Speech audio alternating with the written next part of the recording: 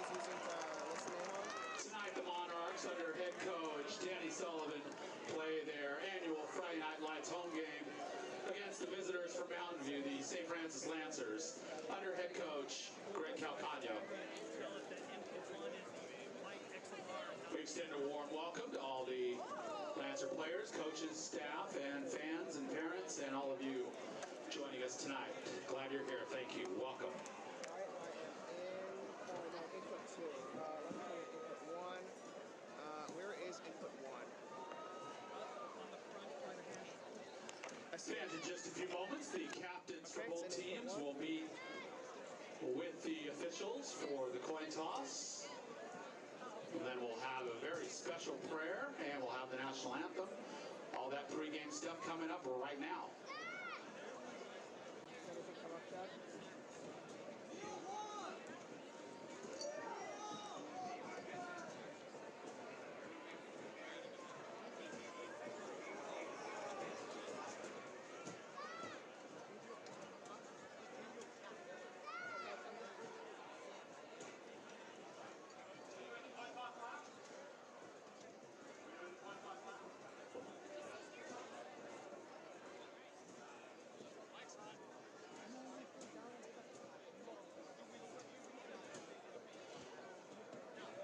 All right, ladies and gentlemen, at this time, we ask those of you that are able to please rise and remove your caps.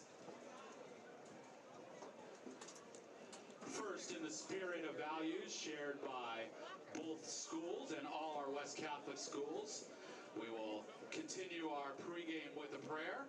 And since it is Friday Night Lights night here at Bachman Stadium, here to bring us tonight's prayer and blessings, the Bishop of San Jose, Bishop Oscar. Let us pray. In the name of the Father, and of the Son, and of the Holy Spirit. Loving and gracious God, we are grateful for the opportunity to come together in competition. We ask that tonight that you keep all the players safe on the field, and that those of us who are on the sidelines and in the stands model both competitiveness and civility. And most of all, may you bring us great fun in the spirit of competition, and may the best team win. We ask all of this in Jesus' name. Amen. Amen. Thank you, Bishop Oscar. And now, please remain standing to honor our country and the brave men and women protecting it and representing it around the world tonight, especially in this crazy world that we're in right now. To play the Star Spangled Banner live, here is the Archbishop Mitty Pep Band under the direction of Senior and Sue Cho. On the left side of your camera, you need to set it to input 1 on both settings.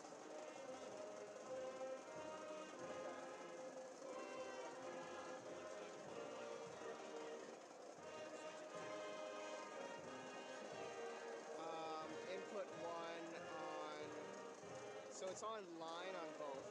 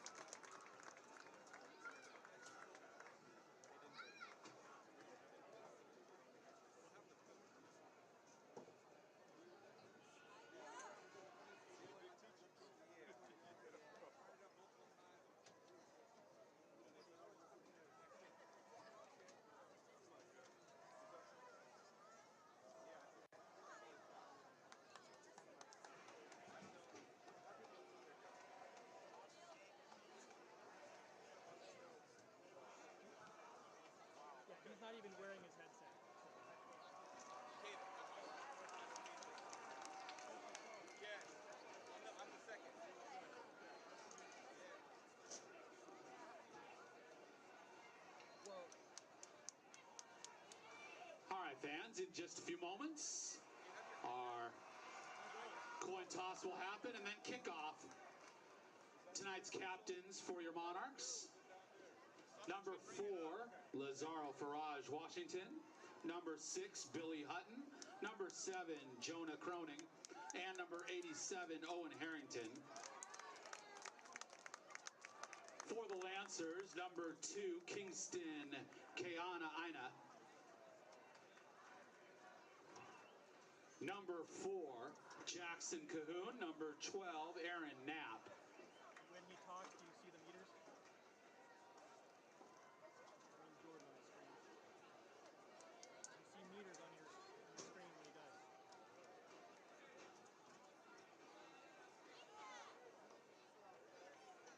And also number 85, James Jordan, tonight's officiating crew, led by our referee, Chris Denker, joined by Walt Haniger, Rob Davenport, Steve Carter, and Josh Briette.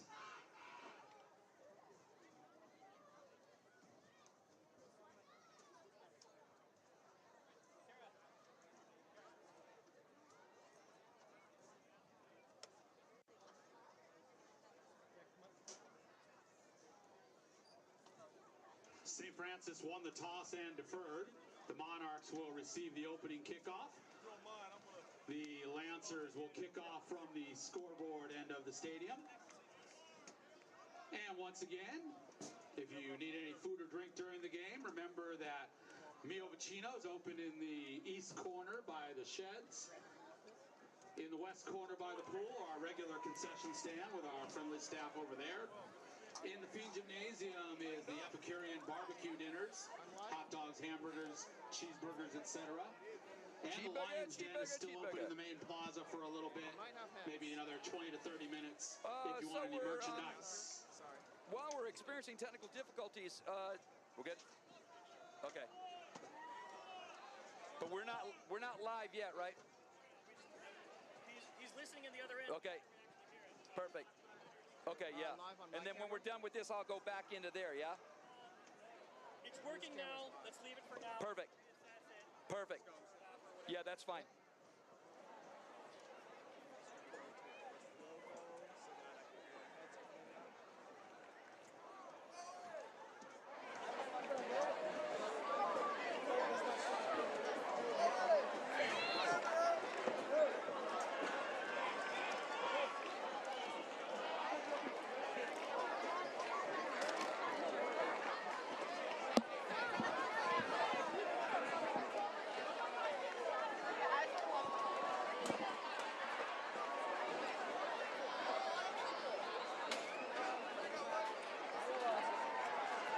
Number 28, Andrew Macris, to kick off tonight's game for the Lancers.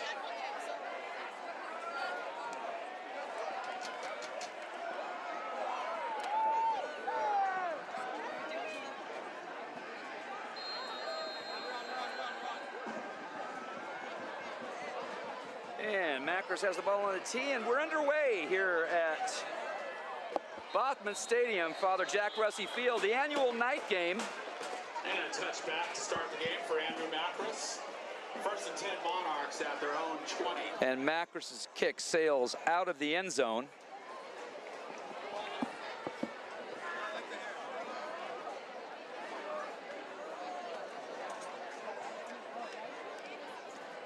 Oh wait, right there, it says football for St. Francis.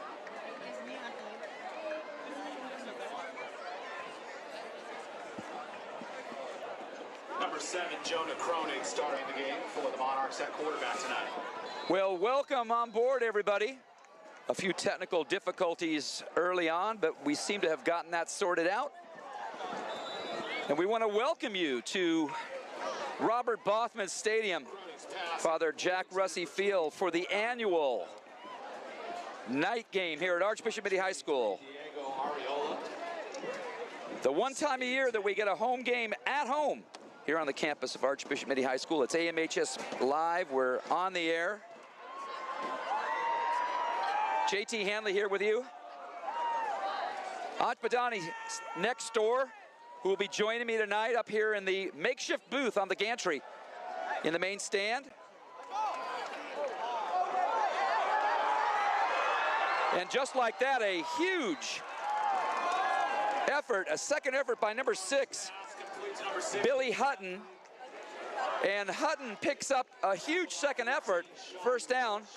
Number 14, Sean Walsh with the tackle, but not before Hutton rips off an 18-yard gain, and more importantly, a first down. So the Monarchs in business here in the opening drive of tonight's night game.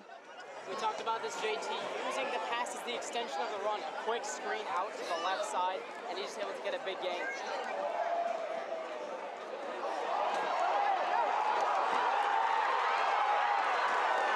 And there, Ancha again. Another example of how that pass set up the running game. Lazaro for Washington, a huge gain.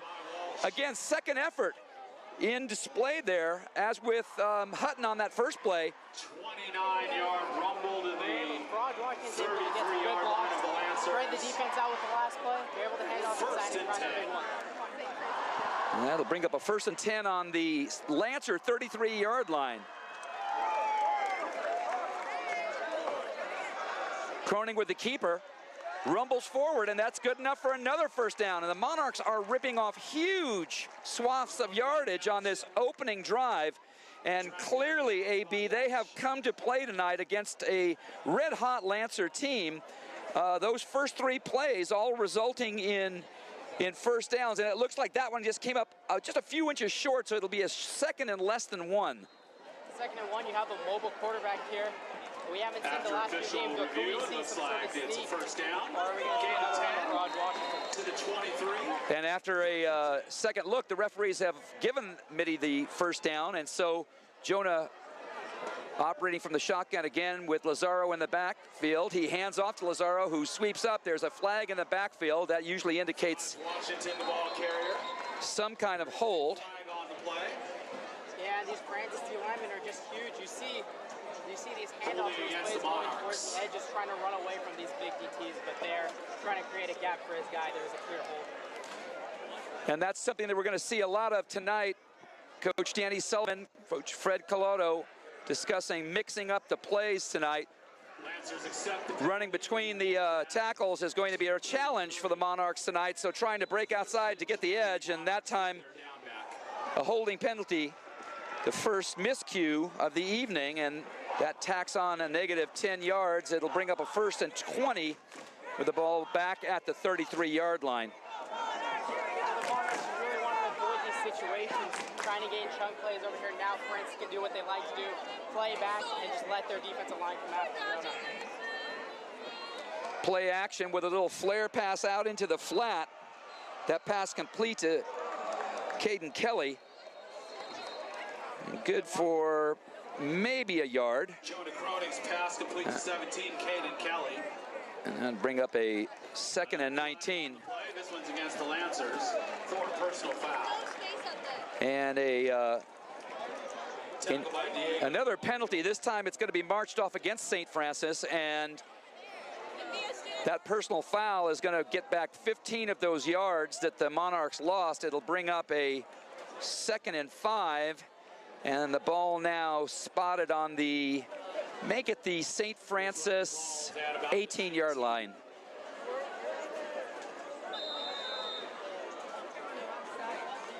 So we will call Archbishop Mitty picking up a break there on that personal foul. And that'll bring up a 2nd and 5. Ball spotted at the 18-yard line. Croning again out of the shotgun.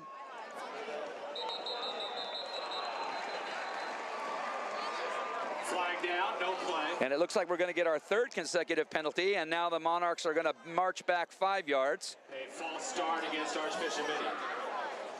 Dead ball foul there, a false start, and that'll 5-yard penalty, back to tack 5 yards on, and we're right back where we started. And we are back at 2nd and 10.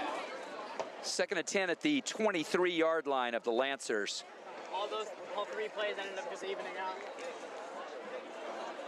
Alec Grimaldo split to the bottom of your screen, the lone receiver. Now a motion. Billy Hutton comes in motion. Lazaro that time absolutely shattered in the backfield. Raj Washington, the ball carrier. Stefania Alatini. Number 36, Jaden Lewis. Jaden Lewis in on that play. And so that's going to bring up a 3rd and 15.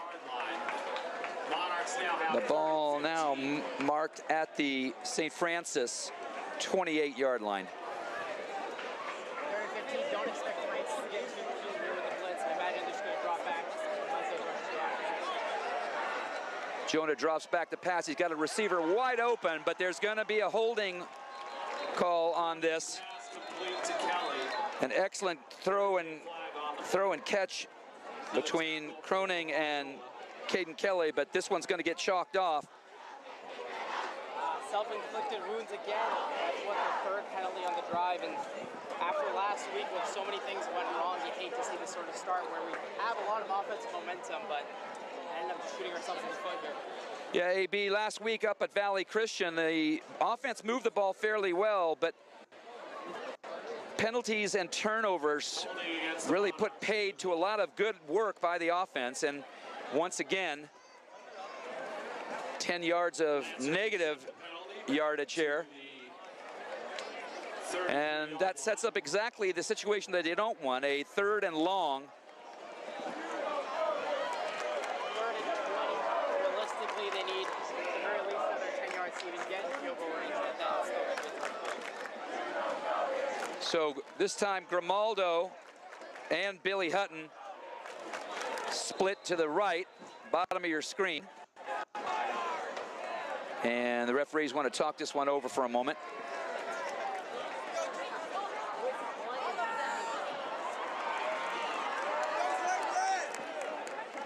Credit to St. Francis at this point.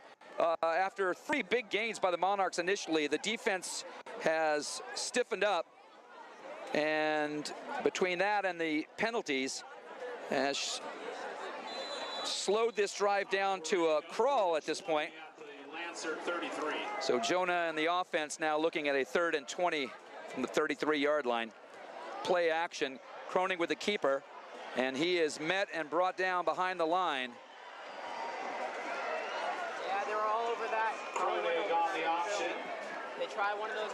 They try another one of those runs where they can go away from the tackle. By number 57, all over it, and we're either looking at a punt or a very long cover. And Danny Sullivan leaving the offense out there. 4th and 21. At the 34.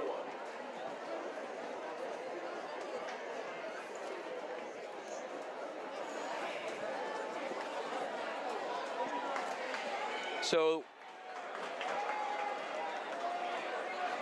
Coach Sullivan with the hard count, and they'll get 5 yards back here. Another play can start, delay of game against the Monarchs. Oh, delay of game. 5 yards further back. And that will bring the punt team out with 7:16 on the clock. Ball's now on the 39. Brutal drive. One net where they saw them Fourth get down inside and the 20. 26. But penalties end up just doing them in, and now they're going to have to punt. And so Ethan Chase, number 44, pardon me, number 43 in for the first punt. And then movement up on the Archbishop Mitty front. Another false start.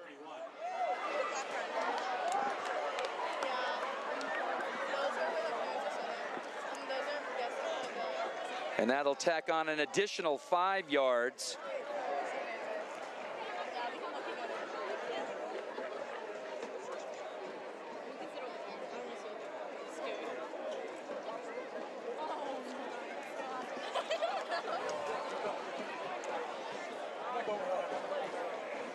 So that'll back Ethan up 5 additional yards and now be kicking from his own 42.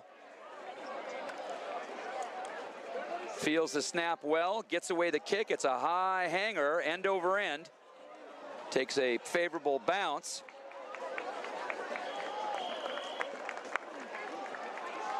That's a great hit by Ethan Chase right there. Able to get that inside the 20. Let's see what St. Francis does with the ball. Yeah, great punt there, and Isaac Turner doing a great job on the punt coverage as well. But as we were saying, 3 great plays to start that drive, but then self-inflicted wounds put paid, and Monarchs walk away with nothing to show after a very bright start from the opening kick. That's brutal. It's one of those drives where everything goes the way you want it to, but just a few holds, and we know how much of a handful the St. Francis defensive line is going to be. Just gotta hit again.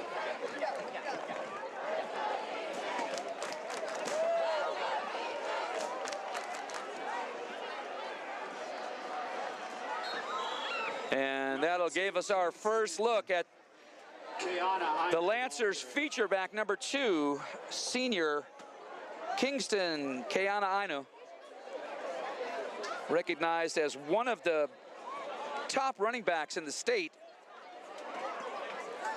Talked to the coaching staff earlier and asked them to describe the kind of runner he is, and they just simply said he does it all, and he does it all very well.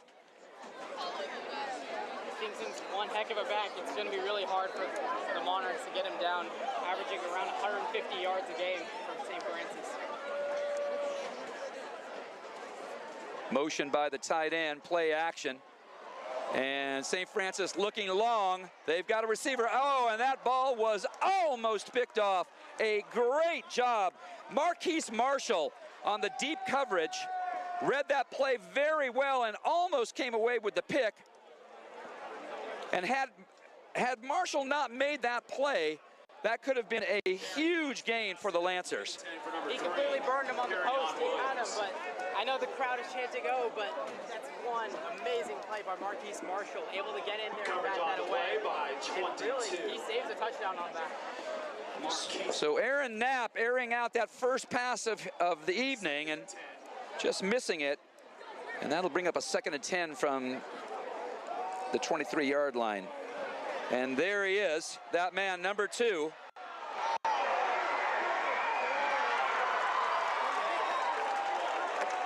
Kai Sniffen, the linebacker, making the tackle from behind, but not before Keana Ainu rips off a huge gain. And tackle by 19, Kai Sniffen.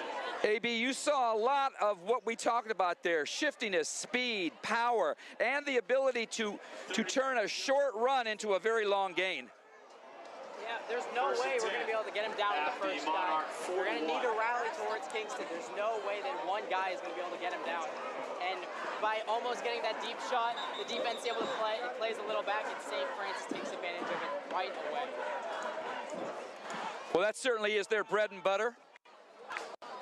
You tuned in tonight, you're going to see plenty of that on display as Keana Ainu ripping off a huge gain for a first down. Perry Williams in motion, and then the play is run out wide. Grant Vagelis, senior wide receiver, 6'2", 190 pounds. Did a great job with that carry. Picked up a solid 8 yards. That'll bring up a 2nd and 2 from the Monarch 33. 2nd and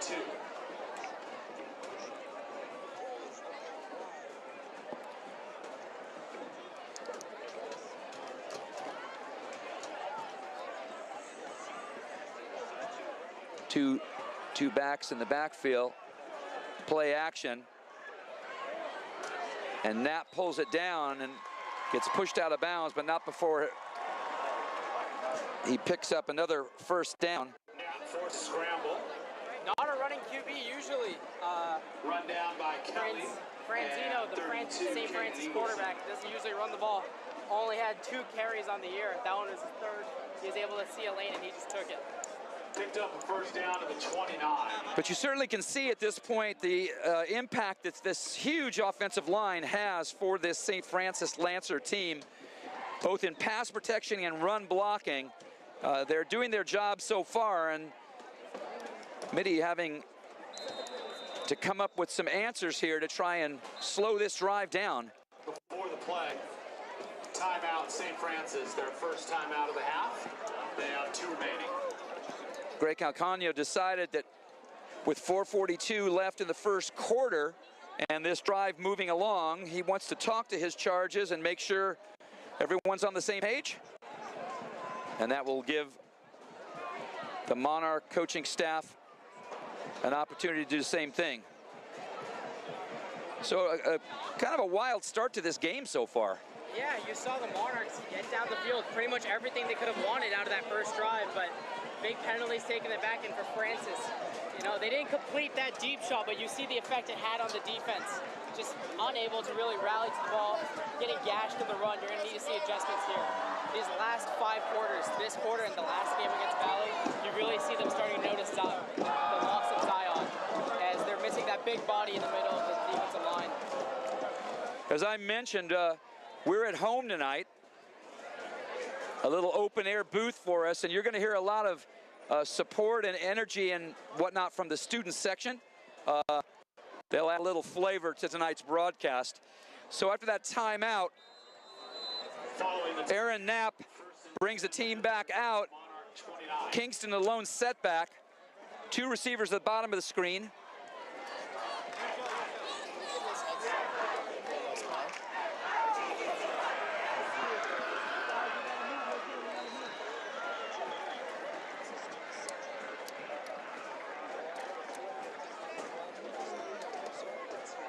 Number 3, Perry-on Williams on the sweep. Knocked down by Marshall. So Marquise Marshall making the tackle there, but He got 20 yards first. a 20-yard gain gives the Lancers a 1st and goal at the 9-yard line, and the Lancers continuing to grind away on their opening drive of this 2024 night game here at Jack Russey Field. 2 receivers split to the bottom of your screen. Handoff goes outside, and a great tackle there.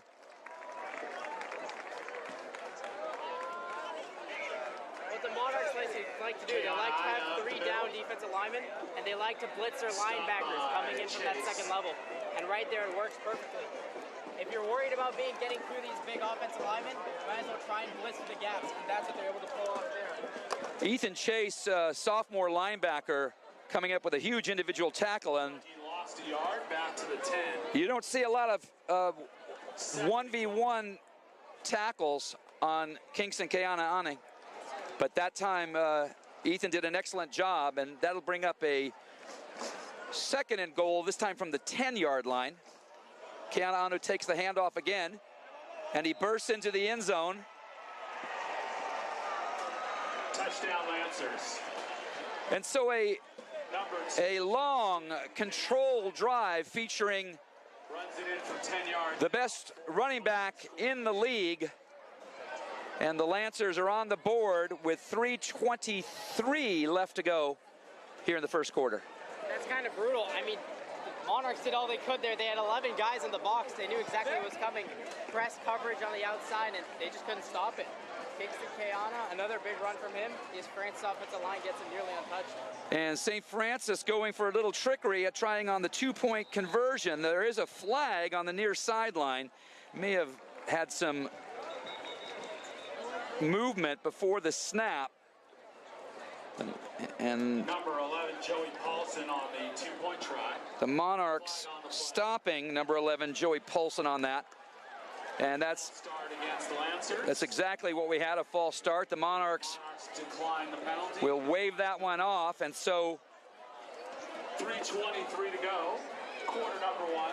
a moral victory in Tonight, keeping it is the Lancers. the Lancers from converting after that touchdown. But obviously the coaching staff is going to have their hands full tonight in trying to come up with a defensive scheme to slow down this Lancer offense and Kingston Keana-Ane. Yeah, I mean, you gotta be happy at least that they went for a screen there on that 2-point conversion. If I was St. Francis, I would have just had them run the ball right up the gut again, but the Monarchs able to rally on that screen, make a great play. And now it leads to 6-0. You got to hope that they can take some momentum out of that play. And for the offense, it was working well that first drive. They just kind of got to get out of their own way. And now we're going to see them get the ball back again. You'd like to see them just do the same thing.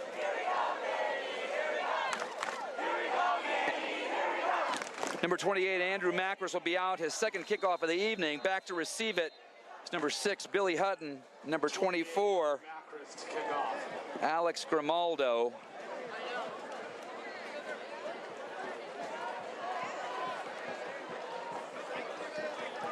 Macris with a booming kick that hangs up. Grimaldo fields the ball at his own goal line and comes out, picks up a block, picks up another block. Grimaldo has the edge. There's one man to beat. Special teams have been an issue for the Monarchs the past few games, but a big play right there as Grimaldo is able to get to nearly the 40-yard line before the kicker delivers a great kick. And I think, you have to give a lot of credit to Alex there, but the return set up really well and carved out a nice lane for him over on the far sideline. And had he not been pushed out of bounds at the 35-yard line, he was heading for pay dirt. So let's see if they can convert that nice return into some momentum here on the second possession of the night. Billy Hutton in the slot at the bottom of your screen. Grimaldo split out to the numbers. And as usual, Lazaro, the lone setback. Now there's motion. And a play-action keeper that time. That's a good keeper by Jonah because Faraj Washington gets absolutely blown up in the backfield right after he pulls that ball out. They'll take a 5-yard gain there. Yeah, and I think you're going to see a lot of that ball handling in display tonight because keeping these Lancer defenders a little bit off balance is going to be an important part of the offensive game plan. Quick sprint out here. Billy Hutton, makes a first man miss, and Hutton turns up to the near sideline, and he picks up a first down. So some nifty running. Pass complete to Hutton. Again, just get the ball away from that defensive line. The Monarchs are doing a good job of that on offense, just these quick screens, but we do have a flag. So that flag was picked up. And Billy Hutton with a great catch and run. And again, getting the ball quickly outside to make sure that they can get the ball out into the flat and make things happen. Some Monarch fans making their way right by the announce booth tonight.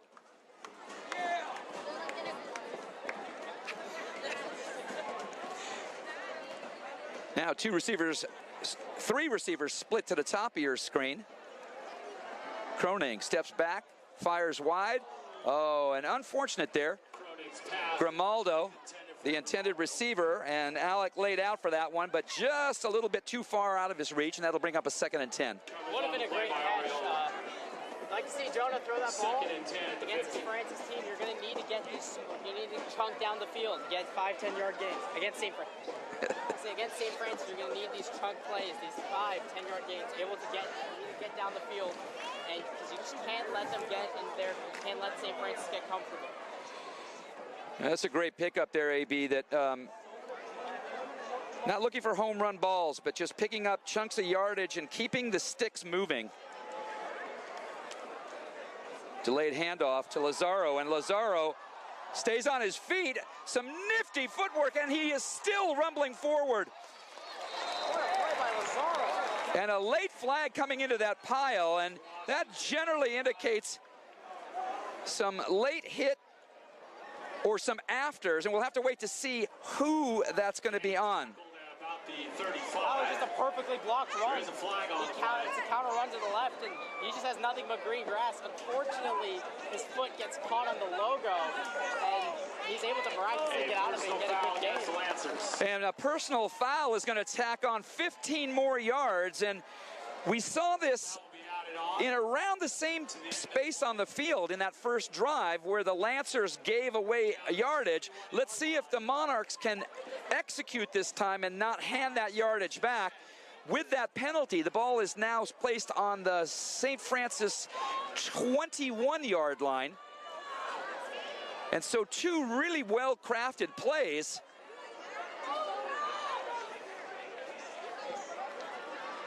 Lazaro, again, the lone setback, this time split to the left. Jonah steps back to pass. He's got a receiver, and a busted play there. Alec Grimaldo now looking down at his wrist, and obviously zigging when he should have zagged in that situation, but Grimaldo thought he had a curl route. He stops, he's waiting for the ball, and he sees it's just way over his head. Gotta get in rhythm here. You can't self-inflicted wounds. Yeah, Jonah looking for a fade, and obviously a mixed up call between the two of them. And a little composure here is exactly what the Monarchs need. They still are sitting on the 21-yard line. They are knocking on the door again, and they just have to stay with what's been working on this drive. Kronig takes a snap, delayed handoff, and no, Jonah with the keeper, he's got the edge. And he picks up another first down, so some great ball handling right there. Even from up here, I thought that Lazaro had been given the ball. Jonah pulled it out and then put his head down. And that's the bread and butter that he really showed last year as the second quarterback. Earning his money with his legs tonight and did a great job with that. It's amazing to see development from last year to this year. You know, on this same field, he really struggled against Bellarmine on the few plays he came in, and now he just looks like a different player. First and goal, Monarchs. So that'll bring up a first and goal at the Lancer 10-yard line. Head coach Danny Sullivan sending in the play call. And now Sullivan and the coaching staff deciding to take a page out of their opposite number, Coach Calcagnio's playbook, calling a timeout in the red zone to make sure that they capitalize on this.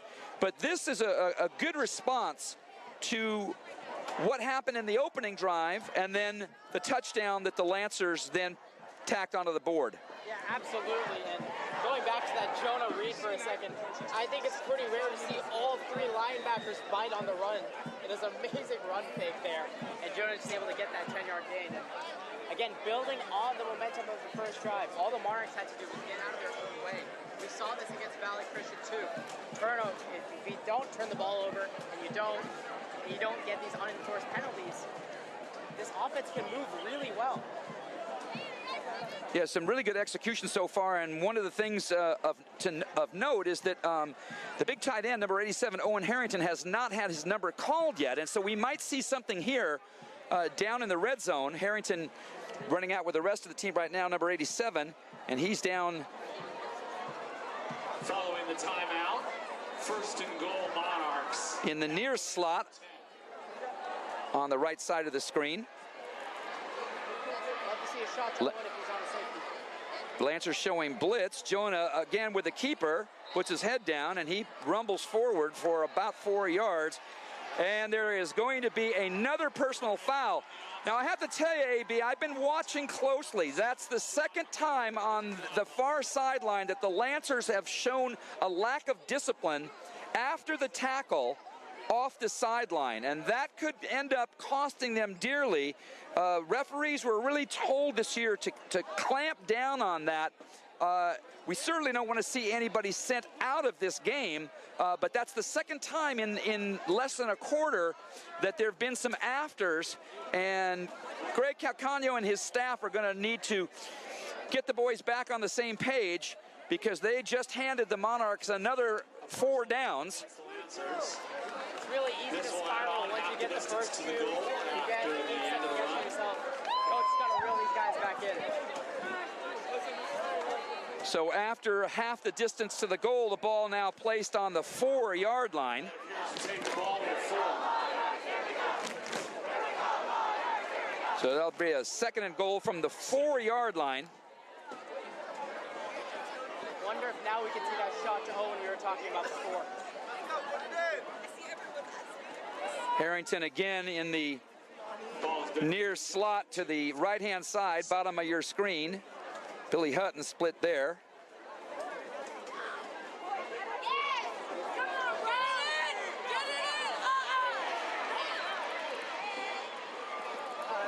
When you can't run inside the tackle, Washington on the sweep. It's going to get really hard here as we're getting closer and closer to the end zone.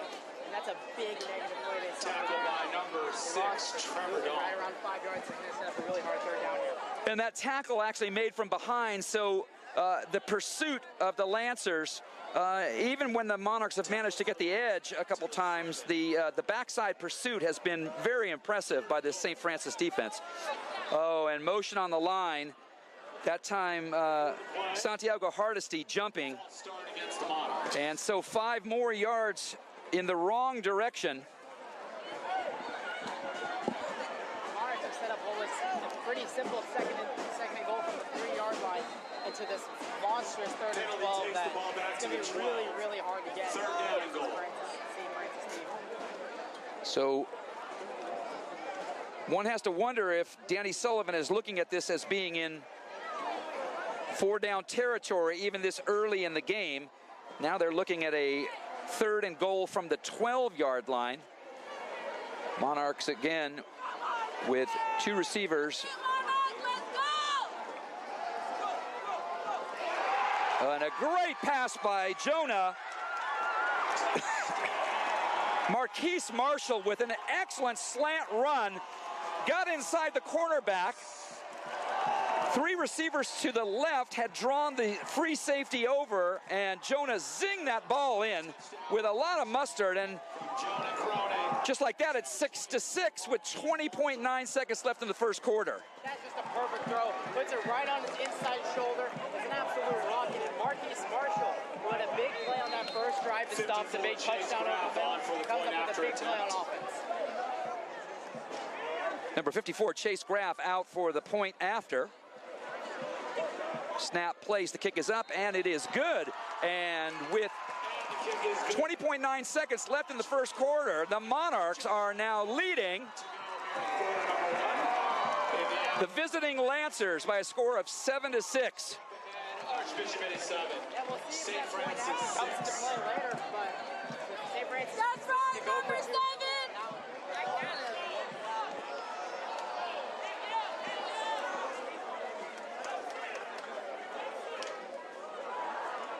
So an excellent job of responding to that drive. And you know, AB, you made a great point about the offense's ability to move the football when they are executing. And that was on display. Again, a couple of mistakes, but a gutsy play call there for the touchdown. Absolutely. And it's really just all about, can this team get out of its own way? We saw against Menlo a few weeks ago. That first half, there was offensive slow. Grab to kick off for the Monarchs. In the second half, they just absolutely exploded. And that's what this offense has the potential to do. You have Jonah throwing great deep passes. You have an amazing running back. You just got to make it quick. Get out of your own way. I believe we will win chance coming in here. And Graff with a booming kick that backs up the Lancers to their own goal line.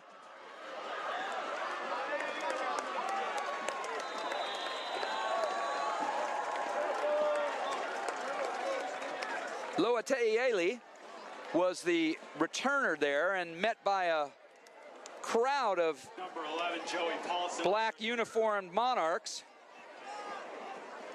It's fair to say a kicker is having an inspired game, but Chase Graff has been playing a great game. He has a good, and the special teams as well, a great punt, a great PAT, and right there, a kickoff into the end zone, which is what the Monarchs really Francis need. at their own 22. So now we need to look to see how the Lancers respond to this, and of course, that big line. And flags all over the place, and it looks like a false start. And so this time it's the Lancers who march back 5 yards. making it a 1st and 15 now from their own 17-yard line. So the visitors helping the Monarch defensive cause there. St. Francis is all about getting them off rhythm. If you can get them away from the run, they're a team that becomes a lot more beatable. And a 5-yard penalty like that could be a big difference on this drive. Following the penalty, 1st and 15 at the Lancer 17. Keana Ainu, the lone setback in the eye behind Aaron Knapp, takes the handoff to the left, breaks outside, picks up a good block, and absolutely runs over the first tackler there. Great run stuff by the Monarchs. Again, Jaden Fallis reading that play really well and slowed Keana Ainu down, but only by having to run over him. But Jaden stuck in there and slowed down the big running back enough that the help came. That'll bring up a 2nd and 8. We talked about on the first drive, it's going to be nearly impossible to get him with just the first guy. So you love to see 3 guys being able to rally, and the third one's able to finally get him down. 2nd down and 8 at the 24. Quick pitch to number 3, Perrion Williams. And then Monarchs string that one out pretty well. Williams picks up maybe a couple of yards, and that should bring up a 3rd and call it 6. And that is the end of the first quarter after 1 on Friday Night Lights. So that play will chalk off the end of 1 quarter here at Father Jack Russey Field. And as the teams switch ends, the scoreboard reads Archbishop Mitty 7, St. Francis 6. We'll be right back with more Friday Night Lights here on AMHS Live.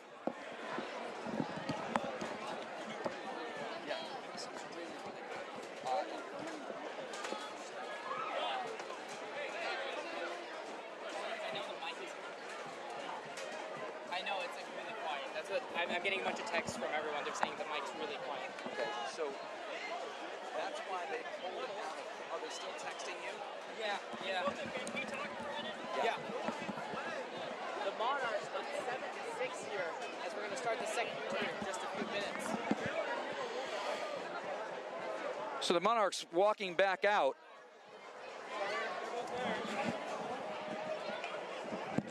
Both good? My God, that's fun. So after the quarter changeover, Aaron Knapp brings the Lancers back out. 4 receivers split to Knapp's left. Looks downfield, he airs one out. That ball's going to be picked off. And for the 2nd time tonight, a clutch defensive read.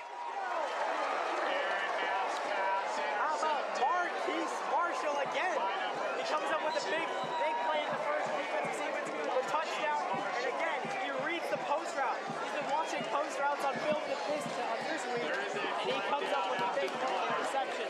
I think we have a flag for some sort of celebration or something, but a huge play for the Monarchs. So Marquise Marshall playing free safety tonight and playing it like a textbook example of how the position is played, reading Knapp all the way on that route, and then stepping in and making a great grab. Have received a sideline warning.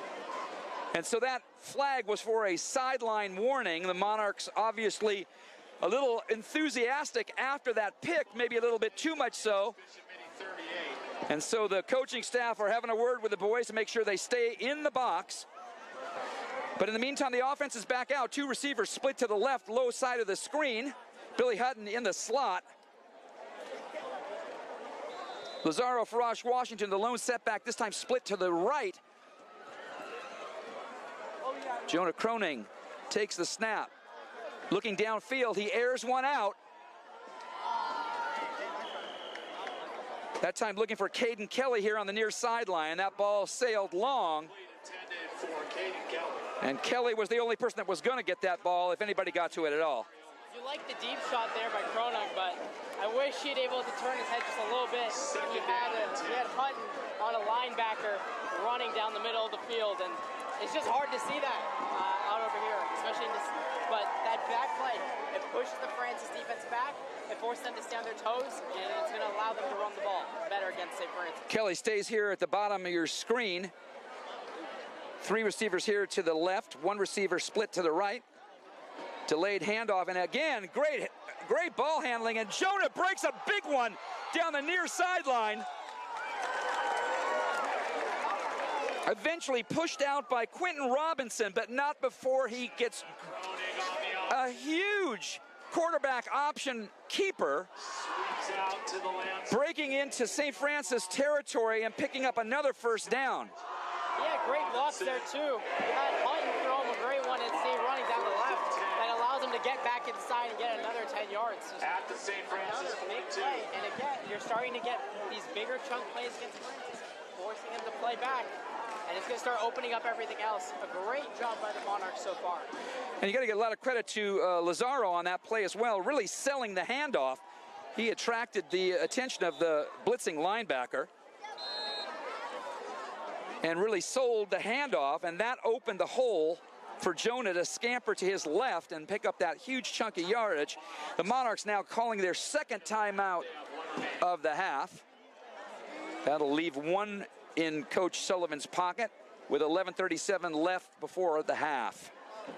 It's kind of early. It's unfortunate to see them burn through 2 timeouts that fast, but I mean, the way they're playing right now, I guess just keep going, do what you're doing, but you want to see them maybe, again, see if you can get another sort of chunk play here.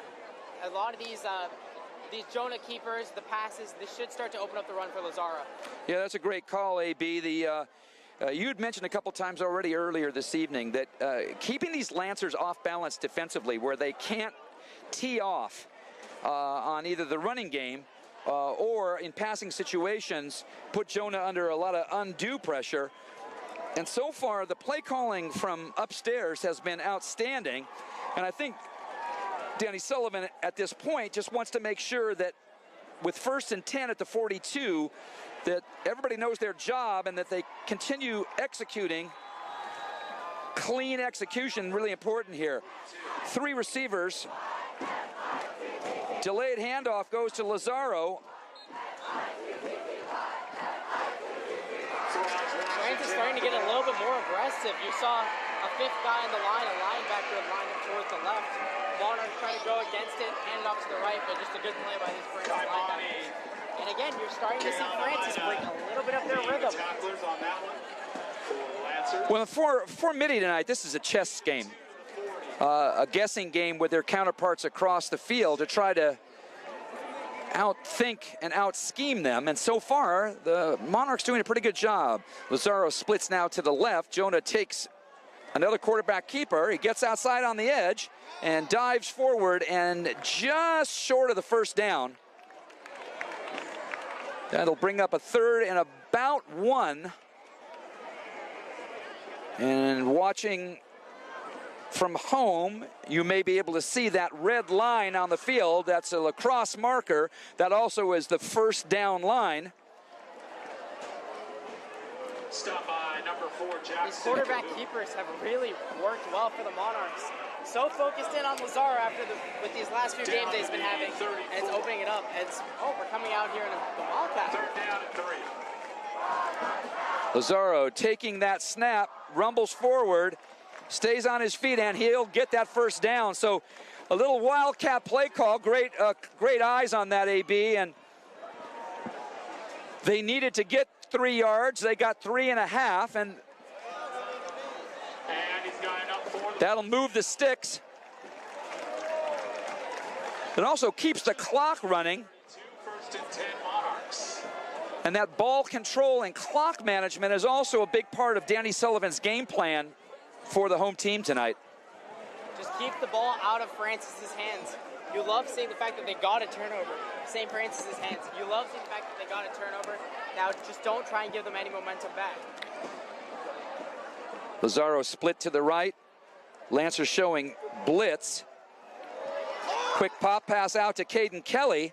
And Kelly picks up to Kelly. About 9 yards. So again, a quick pass out into the flat. And to wait to see where this is marked. And that'll bring up a 2nd and 1, this time at the 23-yard line. Gain of 9 to the 23. You have to wonder if St. Francis is going to start adjusting the way they're playing their corners. As of right now, they're playing them really back, and it's allowing for these quick curl routes, the quick screens, the slant routes like we had on the touchdown. They might start adjusting. We'll see soon. 3 receivers, top of your screen. Billy Hutton goes in into the slot. A pop pass to Caden Kelly, and that ball just a little too high and a little too hot for Caden. Incomplete. That'll bring up 3rd and 1. Incomplete intended for Kelly. You know, an interesting point on that coverage is that as these cornerbacks start creeping a little bit closer to the line of scrimmage, it does set up one-on-one coverage. Jonah's arm certainly more than strong enough to take advantage of that, and you may see at some point taking a shot with one of the wideouts if they pick up a one-on-one coverage situation. Right now, 3 receivers again split to the top of your screen. This time Owen Harrington shifts over to the left-hand side, and there is a flag. No play, flag down, false start against the Monarchs. And a false start will back the ball up 5 yards. That'll bring up a 3rd and 6 now from the 28-yard line. That's a brutal penalty to get there. It was 3rd and 1. We were thinking maybe another quarterback keeper, but instead you're going to allow St. Francis to just come at you with that 4-man rush, and you're going to have to try and probably pass for it here on 3rd and 6. So the ball now on the near hash mark, and you'd think that Jonah will work some type of sprint out to the far side of the field, try to buy himself a little bit of time. Harrington once again motions in, delayed handoff, and again a great play fake, and Jonah is absolutely baffling this Lancer defense. The linebacking crew had no idea where that football was, and truth be told, neither did I. 3rd and 1, I say quarterback keeper. I guess I don't know anything. Just do it again. It keeps working, and they get another chunk from Jonah. I mean, if you're St. Francis coach, you have to be irate at seeing this.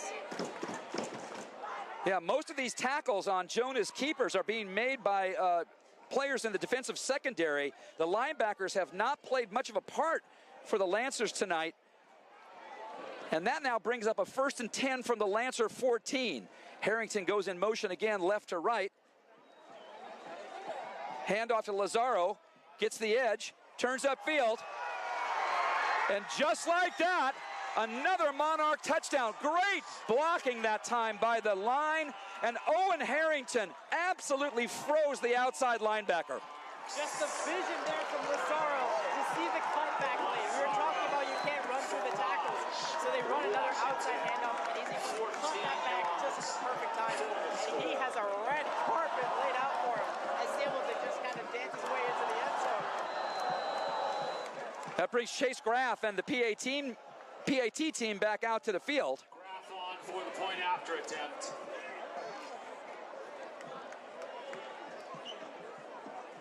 Snap is placed down. Graff's kick is up and good. And now the Monarchs. And the kick is good. 14-6 with 7:51 here in the 2nd quarter. You know, an interesting point about Lazaro's vision. He was featured in an interview earlier in the week on Get Sports Focus. And one of the things that he identified as a quality that he feels is one of his best was his vision, the ability to see holes and spaces on the field. And your comment there was spot on about the fact that he saw where to break that run up and then curl back to the center channel to get that touchdown. Yeah, and the block just set up perfectly for that. You made a great point there. Owen throwing a great block. This offensive line able to move up. They're a bit smaller, but that allows them to get into the run quicker, get into these spaces, and they just give them a perfect lane.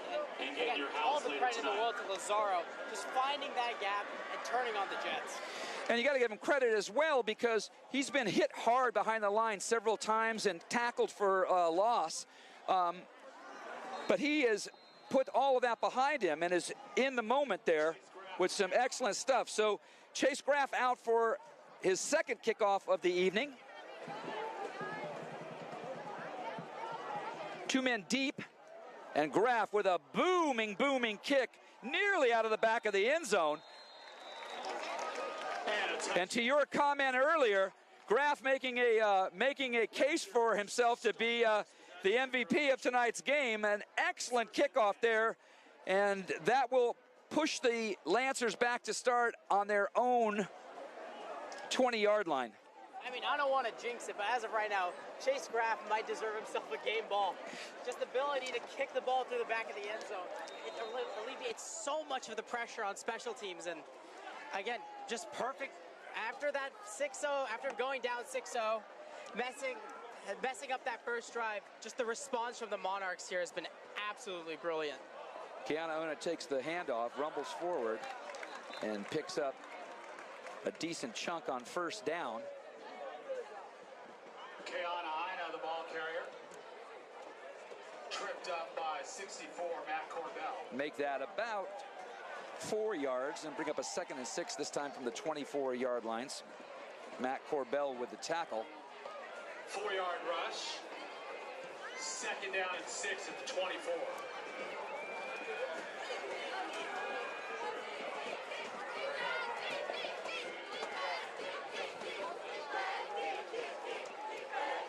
And a jumbo package there.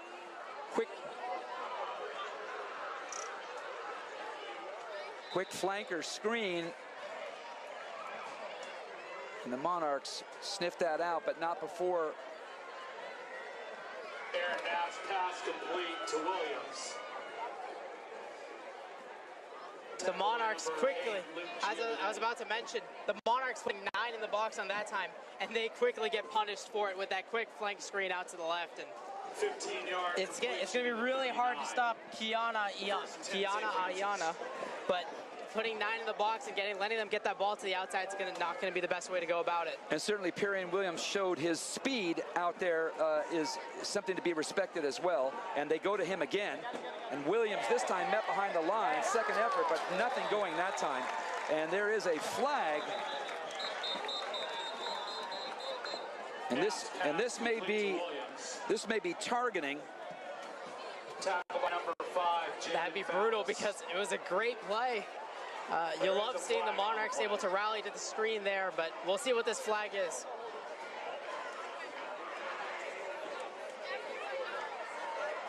And it looks like it's going to be marched off against the Lancers. Our head referee discussing this.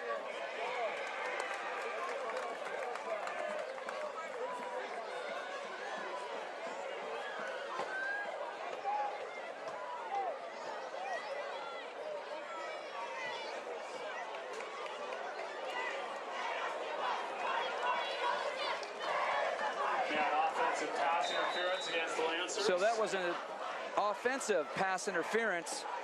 And that's going to cost St. Francis 10 yards. Moves the ball back to the 29-yard line, and now that's 1st and 20 for St. Francis. Knapp gets under center, 2 running backs. Kiana Inu, the setback in the eye. Takes the handoff, splits outside, trying to pick up a block. He does, splits it back. And the senior tailback showing why he's a top recruit. That play was completely shut down. The Monarchs did a great job of sniffing it out, but unable to wrap him up. Kiana Inu breaking the ball back into the middle of the field and picking up about 17 yards to make it 2nd and 3. If you're the Monarchs, I mean, you can't even be mad at the play. That's just a great player. And with Kingston, you're going to have to try and get him down. You're going to have to try and rally, but there's going to be a few plays where he's just going to inevitably get those on you. Handoff. Oh, and there is a fumble. That ball is recovered.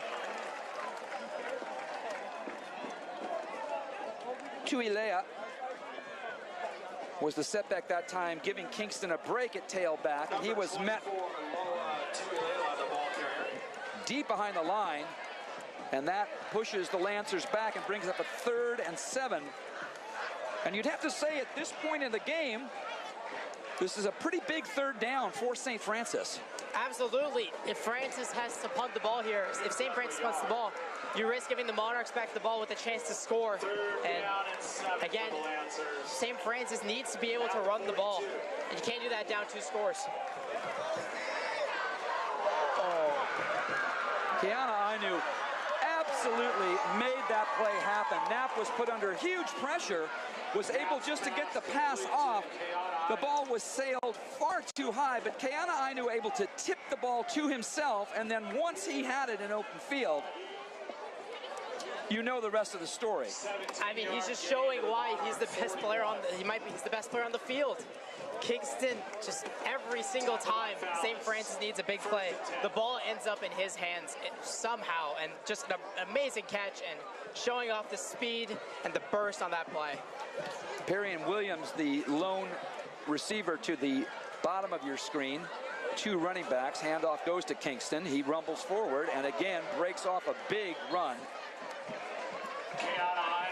As you mentioned, Kingston averaging over 150 yards a game in the first 4 games of the season, and you can see exactly why. 10 yards and a first down to the It's a combination of a few things. You saw he's able to make plays by himself even when everything around him goes poorly. And then sometimes, like on that play, just great blocks, and he goes untouched until he gets 10 yards. That St. Francis rushing game with him at the center of it is just really good. And Kingston takes the handoff again, puts his head down, leans forward, picks up about 5 yards. And so an interesting battle playing itself out right now. The Monarch defense trying to contend with the size and athleticism of this Lancer front line. That last big run by Kingston, the line did an excellent job of standing up the defensive line of the Monarchs and allowing it to pick his lane. Williams split again to the bottom of your screen. Handoff goes to Kingston. He sweeps over the left-hand side, rumbles forward, still on his feet, and finally brought down close to a first down there. The Monarchs love blitzing their linebackers, and usually, a lot of times it works, but it's so hard to when you're guarding that rushing game. Again, there it looks like that they have a solid play going, but it looks like they have a solid run defense coming in, but he just cuts it back inside and gets another big chunk run. And on that last play, Dylan Beatty checking back in at left end. Lancers send 2 receivers now.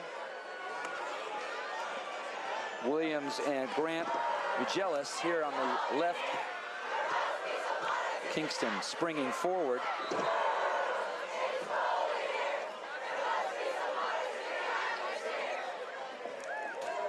Monarchs just looking kind of tired right now.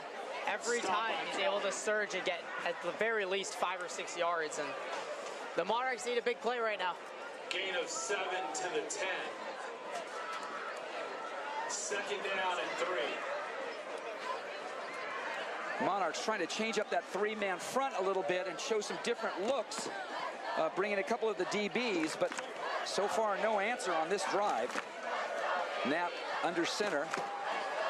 Hands off again to Kiana Ainu. Great tackle that time, number 87. Owen Harrington, shoestring tackle, saving a touchdown. Brought down by Chase. Harrington might be one of the few guys on this team who's big enough to be able to get him down, and he just comes up with a huge play there. It's like I was talking about before. They just need they need one play here to get them some sort of spark in this drive. And now it is first down picked up on that last play, by the way. It is now 1st and goal, a ball on the 6-yard line. Ball goes to Kiana Ainu. Breaks it outside, and he will waltz in for a Lancer touchdown. And touchdown, St. Francis. We got ourselves a football game here, AB. Absolutely. I mean, and they're getting it done in different ways. The Monarchs just chunking their way down the field, and St. Francis is just running down their throat. As we knew this would happen, especially after the Valley game. And they've had moments where they've able to get a few stops and get to these long third downs, but Kingston every time comes in to save them. And while we've been jawing up here in the makeshift booth, there was a flag on the field. That was a holding call, so that touchdown chalked off. And the ball now pushed back 10 yards. Oh, that's big. 16 yards. They're in the red zone here, and now they need 16 yards on first down. Again, trying to get them away from just being able to run it down your throat. Following the penalty. Ball moved back out to just First and goal from the 15. At the 15-yard line, 1st and 15. Handoff goes to Kingston again, and a great tackle, number 44, Ethan Chase, the sophomore linebacker, coming in off the edge and wrapped up really well. Chase doing an excellent job of coming in off that edge. And Coach Calcano decides a timeout is necessary here for the Lancers with 1:03 left in the half. Absolutely spot on, JT. Chase has made multiple big plays in this game, and again, he comes up with a big one. And for the Monarchs, you're getting close to being able to put them in a passing situation. The Monarchs are daring them to throw it every single down. That last play, they had 8 in the box. And eventually, sooner or later, if they get one more stop, you can force them to throw this football. So 2nd and 15, 1:03 left on the clock during this timeout.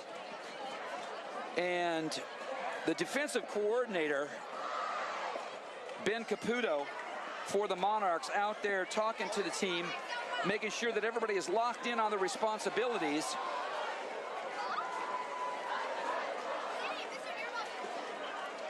Not a lot of space left on the field for the Lancers to operate from, and obviously with the big man in the backfield, Kingston always a threat to break one here, but the Monarchs have less territory to worry about and can get a little bit creative with trying to plug these gaps, and you saw that in effect on that last play.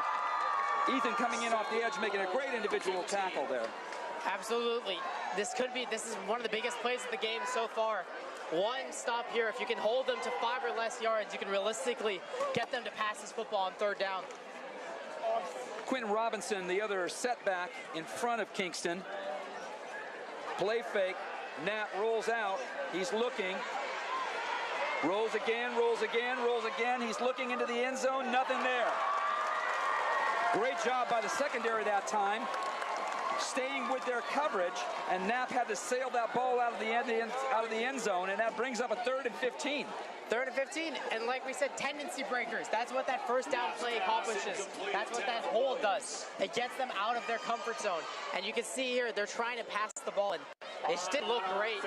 Their pressure is able to get in there, and it was just great coverage on the back end. At the 15. Ethan McCombie checking into the game. McCombie making an appearance after missing a couple of games through injury. And this is a situation that the coaches thought that he could really play an important part defensively. 3 receivers split to the bottom of your screen. Kingston lone setback. Knapp operating from the shotgun. Drops back the pass, looking downfield, chased out of the pocket. Still has time. Now turns upfield, sails the ball into the end zone, and what a great effort that time by the senior quarterback, finding number 11, Joey Paulson.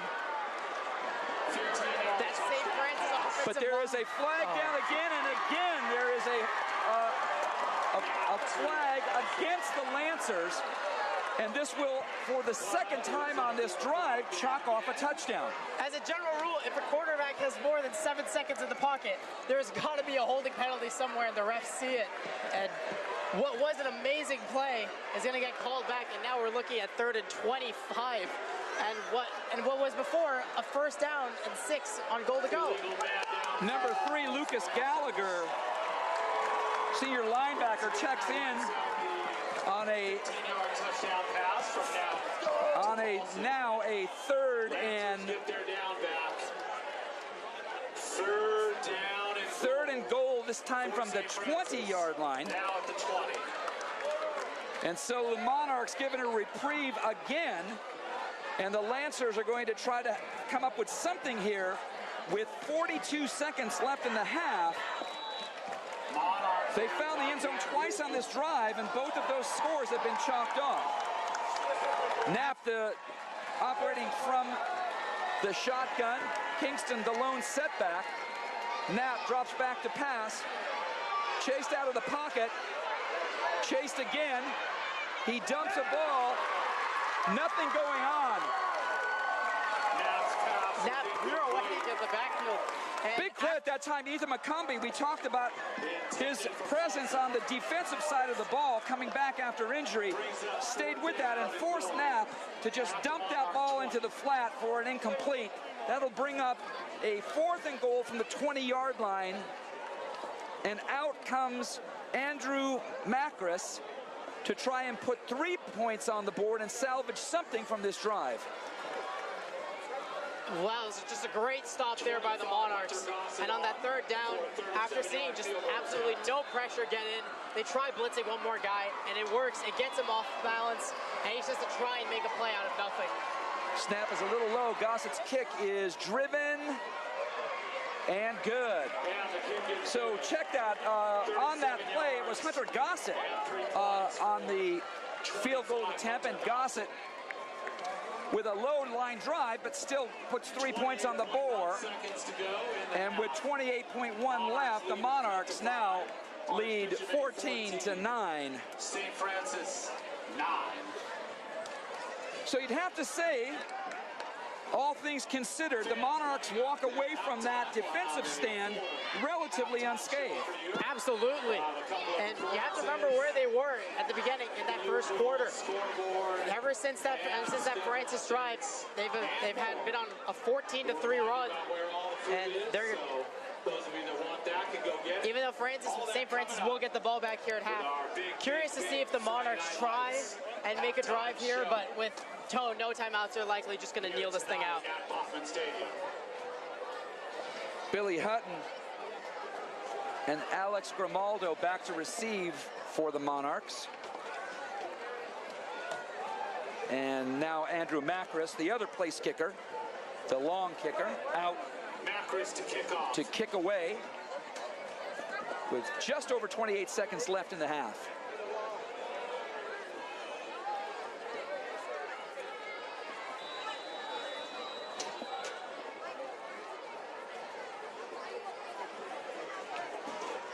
Macris sails a short, high ball. This is fielded by Grimaldo.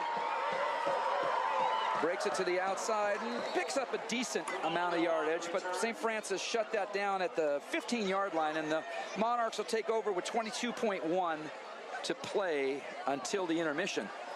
Grimaldo could have had a return there, but number 21 gets shed, and after that he went down. But if you saw outside of that, it honestly could have been a really solid return. He had great blocks, but instead now they're likely just going to go to half.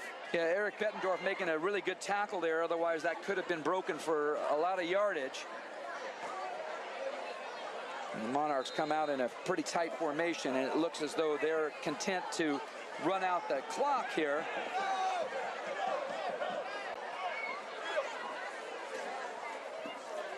The mix-up.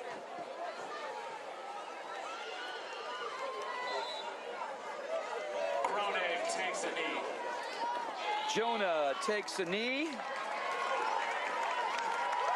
And just like that, we're halfway through this one, the annual night game here at Archbishop Mitty. A capacity crowd up in the stands on the home side.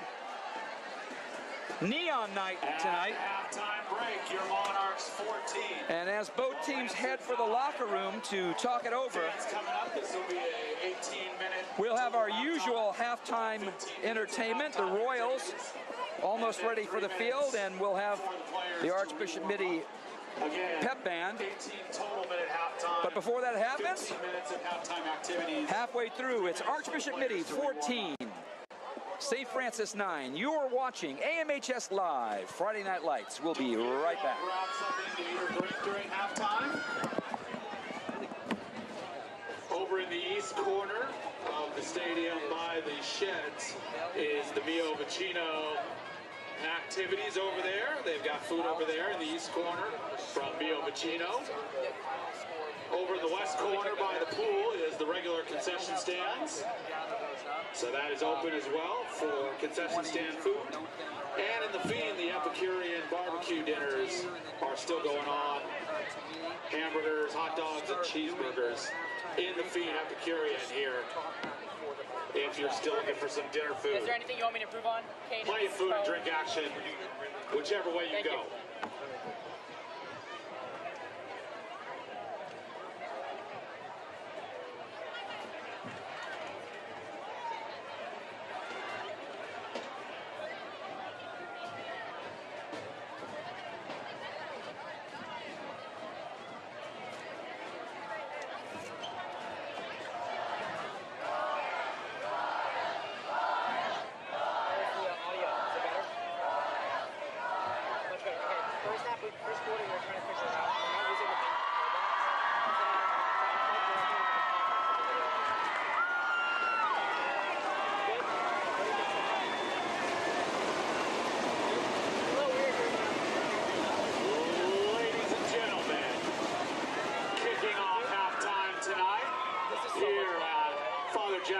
Field, the annual Friday Night Lights performance by the best dance team in Northern California, the Archbishop Mitty Royals.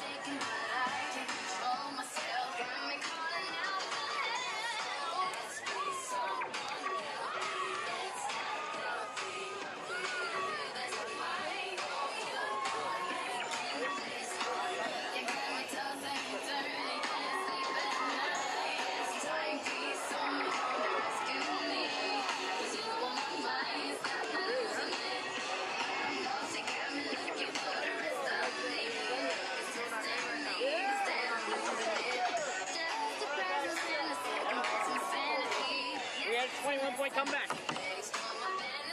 Reardon, they came back down 21-0. Wow. Wow. Yeah. So they won 31-20. SI, yeah, they came back against Reardon.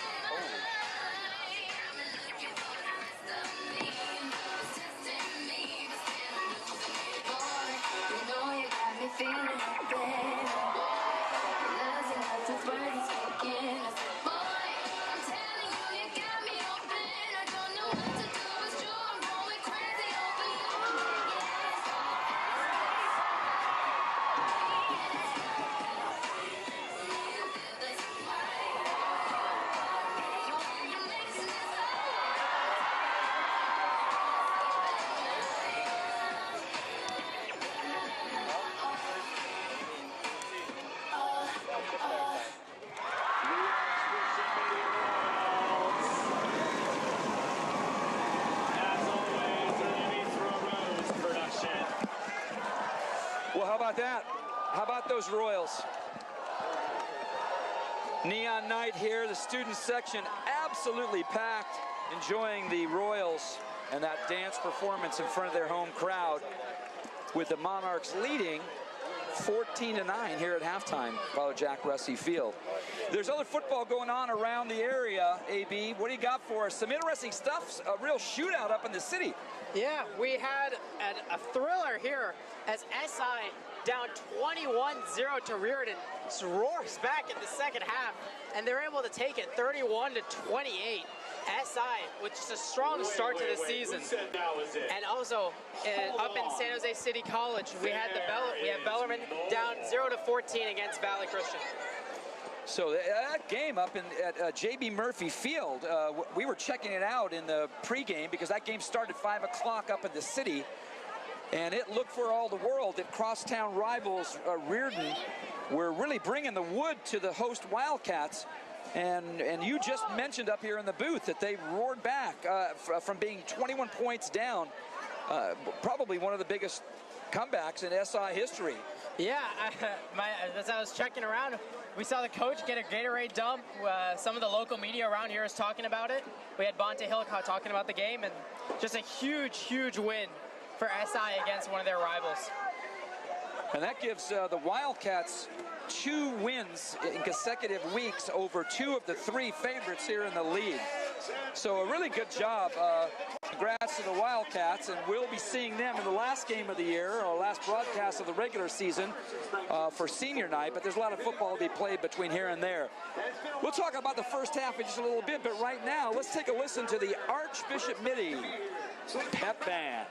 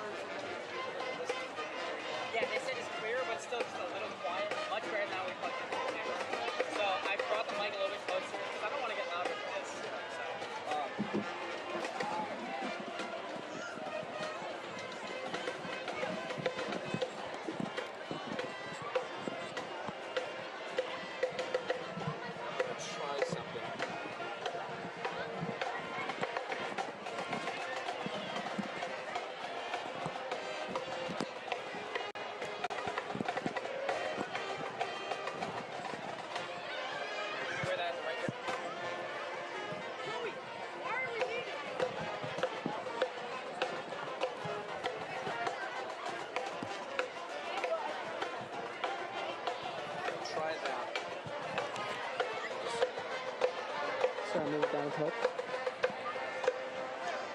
Like that. Yes. Okay, good.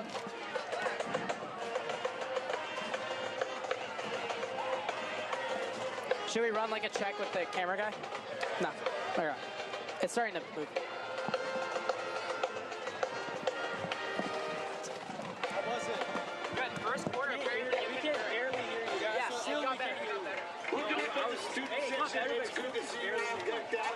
Okay, I'm trying to like stretch things as close as possible. This setup isn't working. So let's celebrate that school spirit It's a little bit odd. It's a little cooked. It's a cooked setup right now. So It's a one MacBook in the tree. No, the setup's there. No, we can hear him fine. It's just you. Huh. I wonder why that is. Is it like a...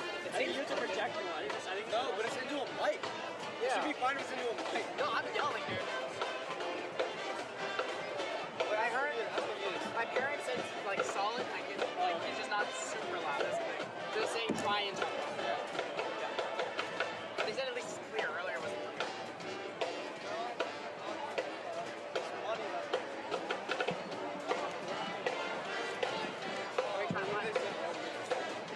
How do you feel?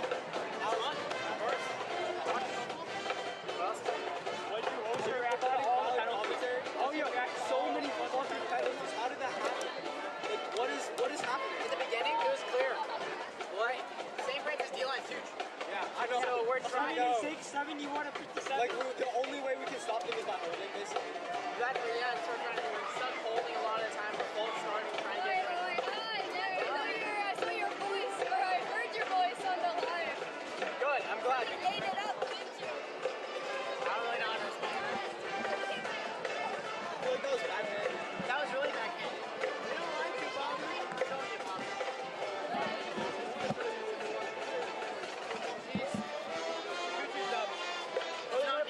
Your voice was so scratchy. I can Drink some water. Drink some water.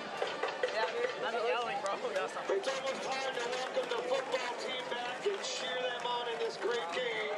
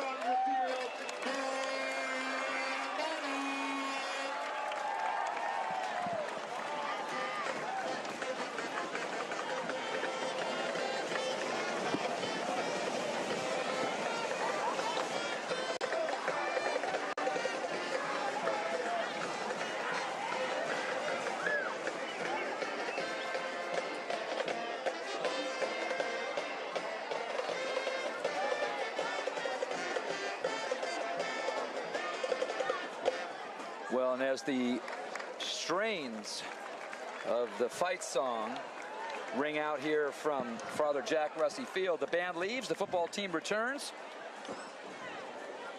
We have yet to see the Lancers come out of the locker room,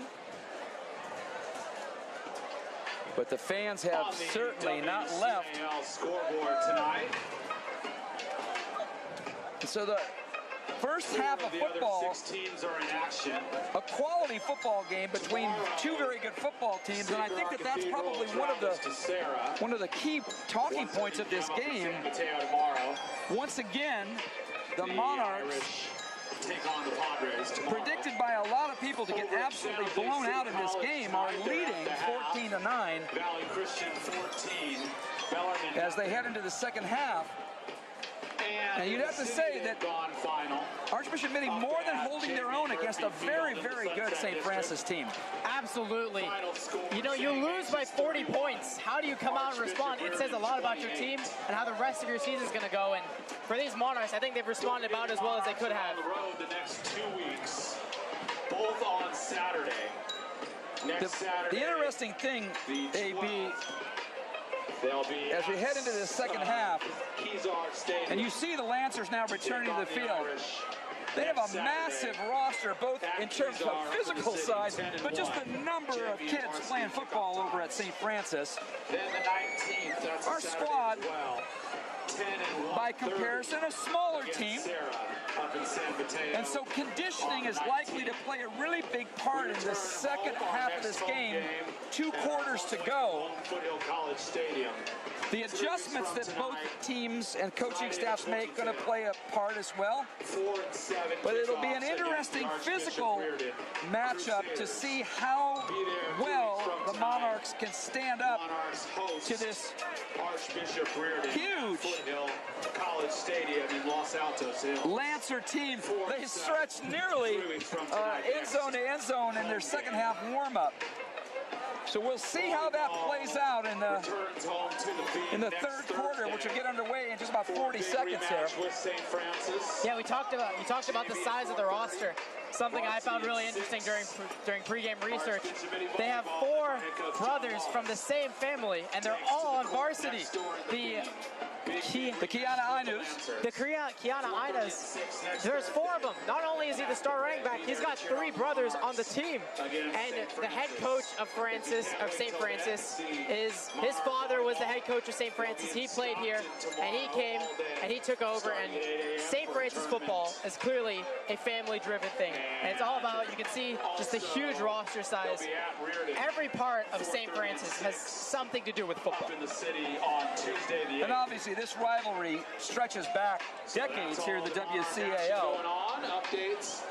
And it goes to show you, both with the result that happened up in the city a little bit earlier and how this game is going right now. In the WCAL, you can't take anything for granted. On any given night, a WCAL team can give their opponents fits in the league.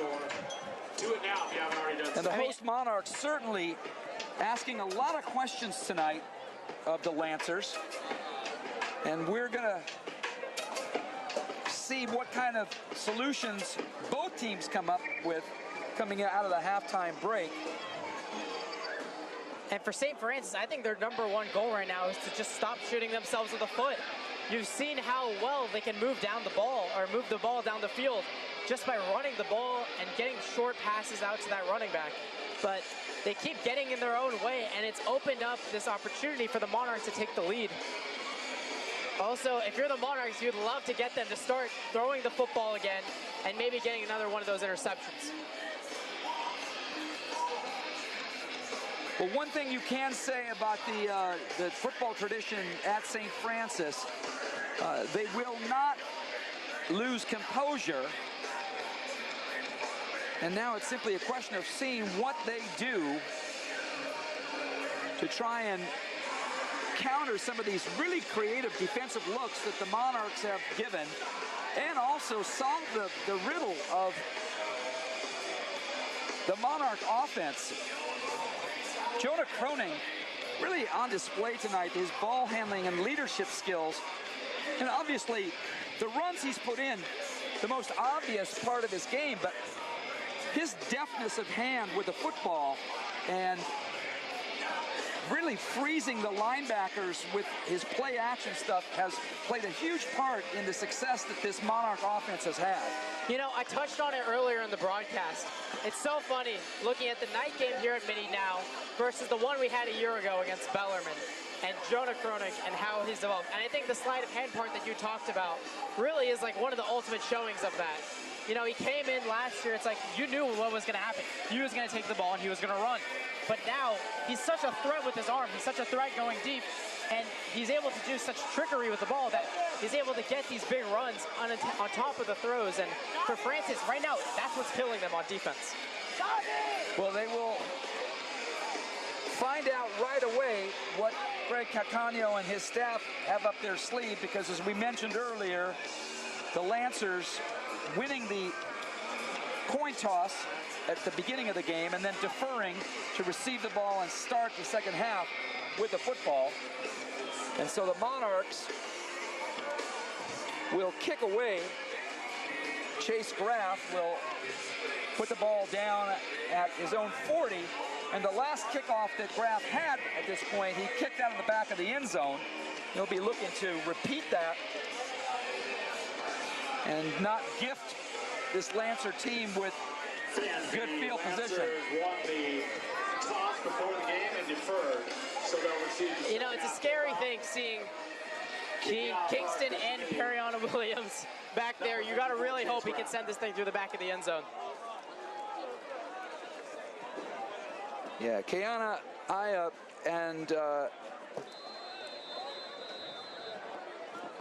and Williams, two of the shiftiest runners in the league, and that's why the leg strength of Graff here, very important. But he drives this one and it bounces and achieves the same effect. So dodging a little bit of a bullet there by driving that ball through the back of the end zone, and the Lancers will once again start at their own 20-yard line. Well spotted bounce there for Graff, and continues his good game. Touchback for Graff. Especially on those kickoffs, you really don't want Kiana Ina to get that ball. Otherwise, it's going to be hard to get him down in an open space. Kingston is the eye back, takes the handoff, rumbles forward. He's met at the line and brought down.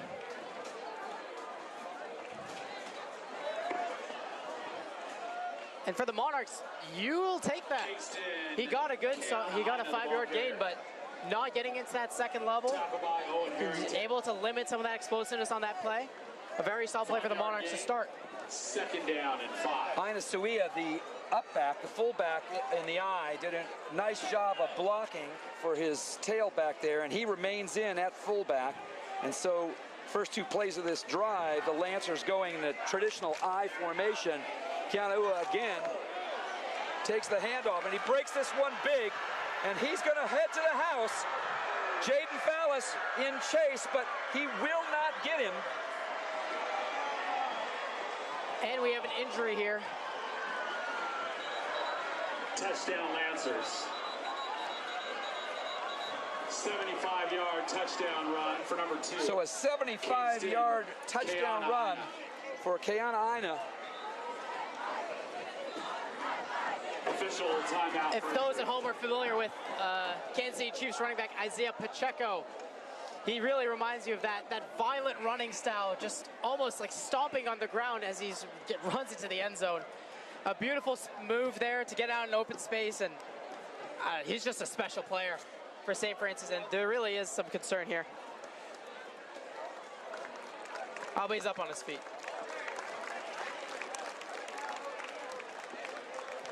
And that's Sam Feeser. Number 3, Lucas Gallagher, being assisted for the Monarchs. Check that. That is number 3, Lucas Gallagher. And he's being assisted off the field there. And Chelsea Waldrop and the Cheney's and the training staff still taking a look. Gallagher looks to be holding his right arm. So we'll keep an eye on that. The Lancers will go for 2. And the Lancers now after that touchdown, taking a 15-14 lead, and they will go for 2 with 3 receivers split to the right. Knapp with Kingston as the lone back, now goes in motion to the left. Knapp drops back to pass. He flings one to the back of the end zone, and that ball sails out. And so once again, St. Francis unable to convert after a touchdown. 11:08 to go, third quarter. But given back in front, the field goal that they tacked on near the end of the half and that touchdown, they now jump into a 1-point lead, 15-14. As the KTVU Fox 2 high school. A real devastating run, though. Highlights from tonight's game at 10:45. Kiana Ina on KTVU Fox 2. demonstrating all of his skills, strength, speed, his ability to accelerate in the open field. And you can see he simply pulled away from our DBs and safeties once he had broken into the secondary. Yeah, and even with the safeties having an angle, there was no way they were getting him. Just the sheer speed on display for Kiana, and he's just a special player. And if there's any consolation, getting the stop on the 2-point, we wondered at the beginning if that 2-point was going to cost them, and it did here, and they're only up 1 when they should be up a field goal. So Alec Grimaldo and Billy Hutton again back to receive the kick. Macris to kick off. That Andrew Macris, number 28, will send their way. Macris sails a ball to the far sideline. That ball sails out of bounds. And a touchback for Andrew Macris. I think there's a flag. We might have kick out of bounds. First possession of the second half. First and 10 at their own 20. There is a flag, late flag, thrown by the head referee. Keys has been turned into the announce box. If you are missing your keys, they have a very distinctive keychain and a very distinctive identifiable key band. So please come see me at the end of the third quarter. And an illegal procedure call against the Lancers.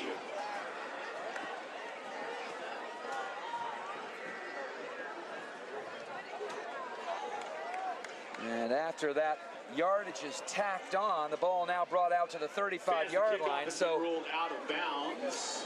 the ball had rolled out of bounds before the end zone. So the Monarchs taking over at the 35-yard line. Jonah pulls the ball back down on the quarterback option, rumbles out for about 7 yards. Kronig on the option. Kronig keepers keep working. He's able to read the eyes of the backer there, sees that he's focusing in on Faraj Washington, and he just pulls it, gets 7 yards. Great play. And again, Lazaro doing a great job being a decoy on these plays and giving an opportunity for Jonah to find those spaces and split into the seam. So that'll bring up a 2nd and 4 from the 41-yard line. Billy Hutton in motion. Handoff that time goes to Lazaro. It breaks the run up.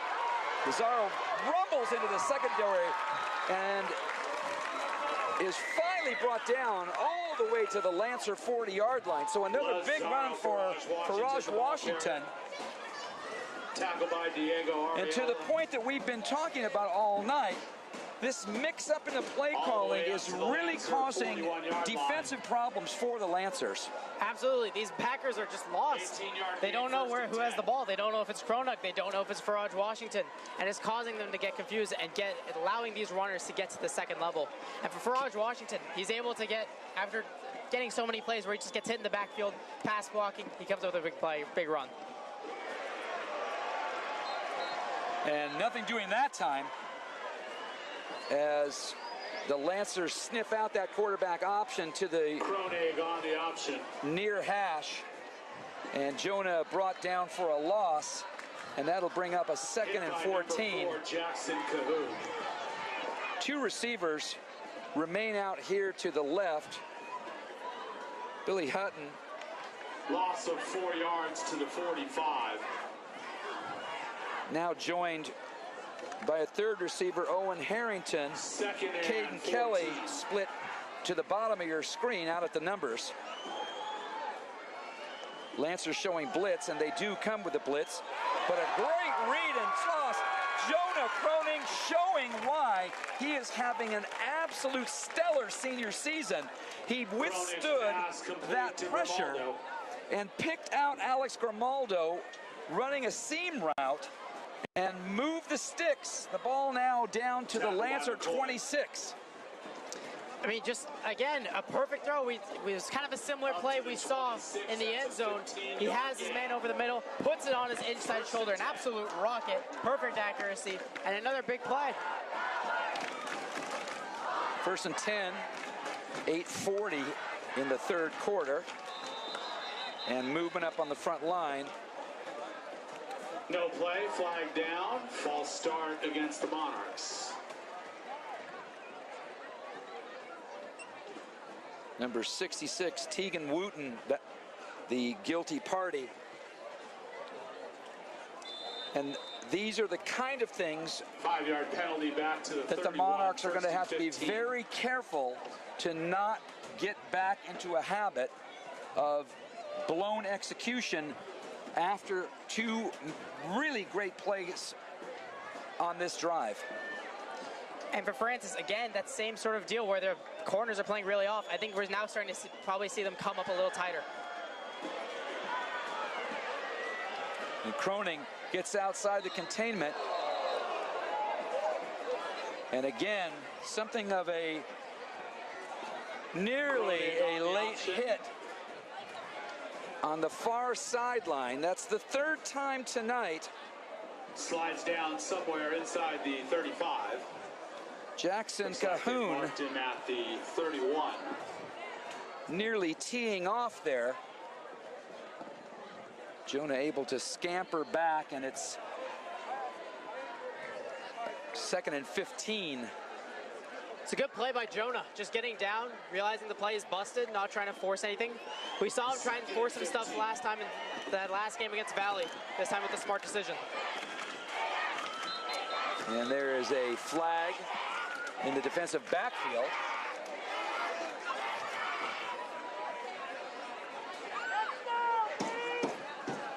And that Monarchs walking back. That may end up being a delay of game. A flag down for another penalty of 5 yards against the Monarchs. Back to the 36. Kelly, Hutton, and Harrington split to the left-hand side. Marquise. Oh, and a pitch out wide. Lazaro breaking tackles. An outstanding run. And a we have a late flag. flag. Lazaro, Farage, Washington, the ball carrier. Tackle by Lazaro, Farage, Washington really doing an amazing job at the end of the play. on that play. The referee's talking this one over. A flag coming in from the side judge late.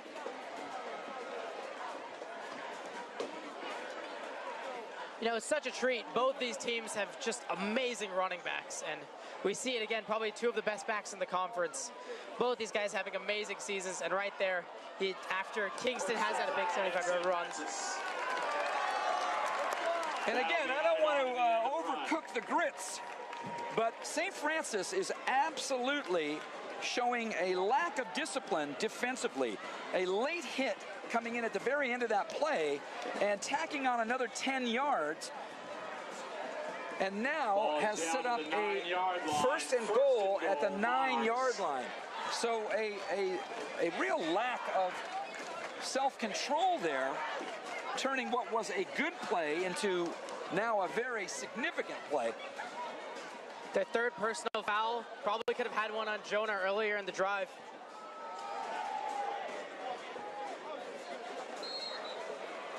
Jonah with the quarterback option there, might have gotten back to the line of scrimmage. Tackle by 57, Ofa Natani. You know, in talking earlier today with line coach Fred Coloto, they did not want to totally sell out on running the ball in between the tackles and making it totally predictable. Loss of a yard. That play call a good idea there, but St. Francis just closing down those gaps and leaving no spaces for Jonah to exploit that time. Absolutely. Earlier in the drive, they were able to get a few big plays on those quarterback keepers, but St. Francis has just kind of told them to stop it. A few times they've tried to run it, and Jonah immediately had to go down. Handoff goes to Faraj. Washington breaks a tackle, and he rumbles forward and picks up about 4 yards. Faraj Washington on the sweep. And that'll bring up knocked out of bounds by Walsh. A third, and to wait to see where the ball is spotted.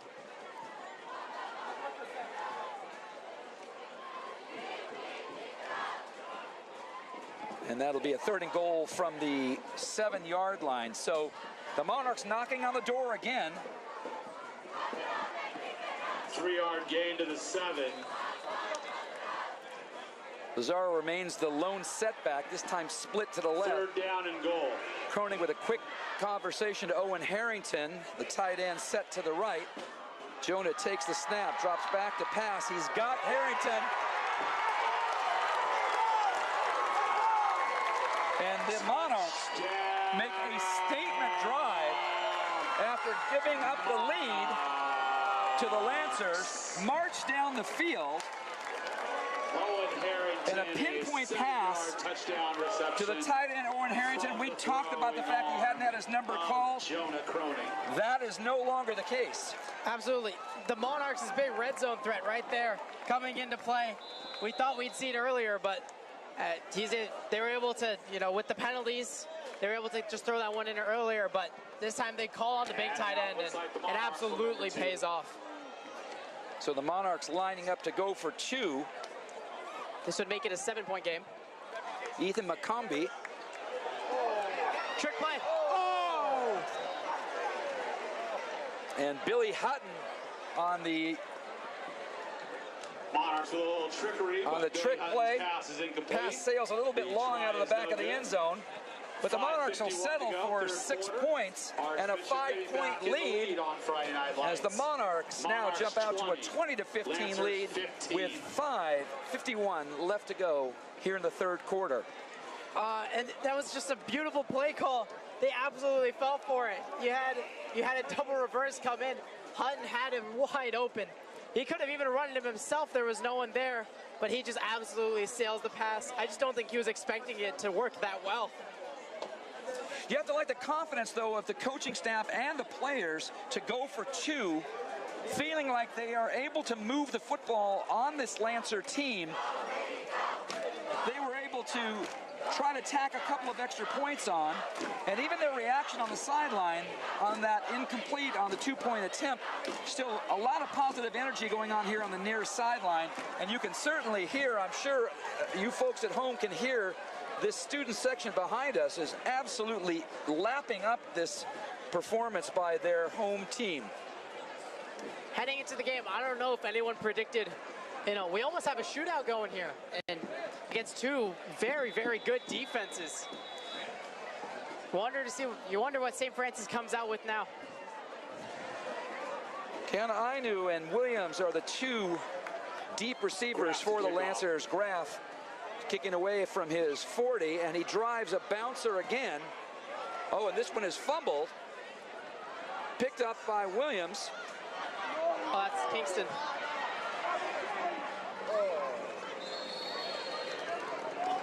It was a good idea. And check that was Keanu Ainu on that squib kick, who again making something out of nothing. With Kingston, I like the idea of just swimming it, trying to get the ball away from him. But it doesn't even matter. He finds a way to the ball, even after another one of his guys touches it. And again, another explosive play. You got to wish that he can continue and to try and get that thing through the back of the end zone. And traditional eye back again. Handoff goes to Kingston. He rumbles forward, but he's actually met that time at the line. And a great tackle. Owen Harrington. Stopped by Harrington. So Owen doing work on both sides of the ball. The recipient of that touchdown pass from Jonah Cronin, and then a great individual tackle at the line of scrimmage, holding the big tailback to no gain. Owen's been the only one so far to be able to get him down one-on-one, and he does it again. They need more of that. Graf with a pitch. Kingston reverses his field, and the Monarchs with a big play. Ethan Chase, number 44, along with Harrington and a couple of other Monarchs, wrestle Keana Ainu down, and this is a 7-yard loss and brings up a big third and call it a 3rd and 15. Yeah, in the red zone, we saw them have a few 3rd and longs, and the Monarchs weren't able to generate any pressure. Look for them to call something up, maybe a linebacker blitz, maybe a stunt. Don't expect a straight 3-man rush. 3 receivers split to the bottom of your screen right here. Monarchs showing blitz. Knapp with a screen pass out to Kingston, and he is met and brought down. A great tackle there.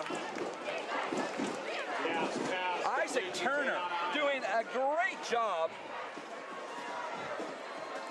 But they only get 5 yards. And he was 1v1 with the big tailback out there on that screen and put his body on the line. He's limping off, but that was just an amazing play. The corner able to pull down the big back.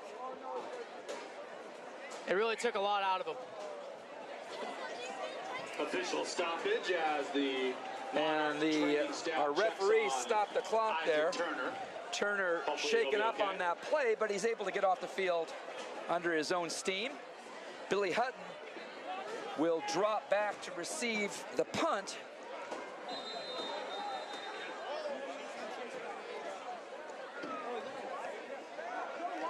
Eric Bettendorf, and Hutton lets this one bounce. And it takes a very favorable Lancer roll, but discretion the better part of valor there, leading by 5 points. Hutton allowing that ball to bounce. And the Monarchs will take over with the ball marked at their own, looks like 16-yard line.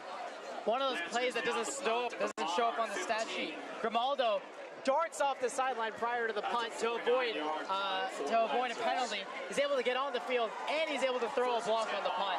I mean, it didn't result in a big return or anything, but just a huge play there by Grimaldo. As we have a guy down here. Yeah, it's Andre Lopez Monsivias. He's gone down with cramp as he was planting. His calf cramped up big time, and now he's back on his feet. And hopefully the young man will be able to work that out. He's still struggling a little bit. And the Lancers will bring him off the field.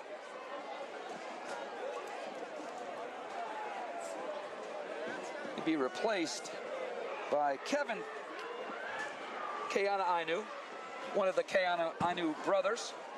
We mentioned 4 brothers on this team. Kevin comes in to replace the injured Lancer. Play action. And a great play fake there as the ball was actually handed off on that quarterback option to Faraj Washington. Tackle by Natani. The play fake almost too good there. You see Jonah get absolutely demolished in the backfield. The edge rusher was sure that he had the ball. No gain. So Faraj was able to get back to the line of scrimmage, but 15. Nothing else doing there. And so the Monarchs have a 2nd and 10 from their own 15. Jonah takes a snap, drops back to pass. A quick pass out into the flat. Billy Hutton makes 1 man miss, makes a 2nd man miss.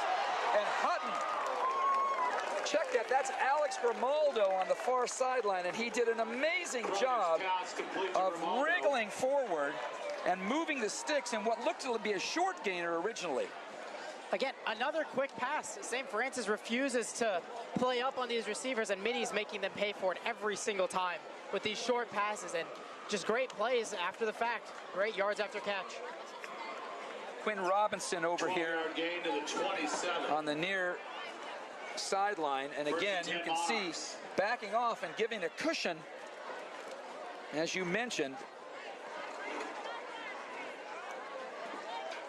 Now he creeps in, play fake, a fumble, And that ball is recovered by the Lancers. Faraj Washington had the ball stripped as he tried to wriggle away from the first tackler. The ball squirted out. And the Lancers now are in business. Jaden Lewis appeared to make the recovery. Looks like the ball was recovered at the Monarch, make it the 28-yard line. Just a brutal play. And football just is not one error that kills you, it's a combination of them. And the offensive line is not able to get up to the second level at all. And that ball is just completely ripped from them. It's a great play by St. Francis, and you got to hope the defense can come up with a stop now.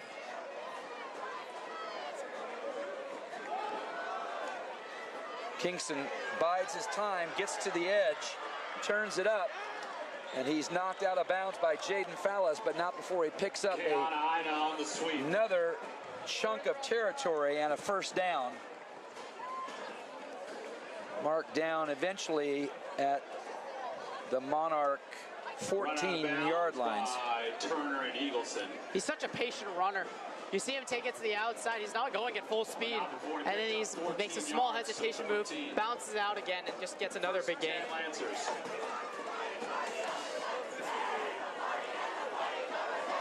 Knapp under center, I formation.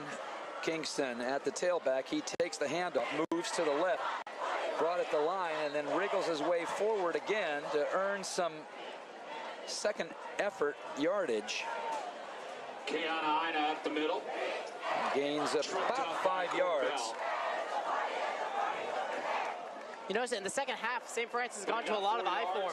They're just saying, okay, we're going to run this ball right down, and we're going to make you stop it. And as of right now, Mitty's starting to struggle with it.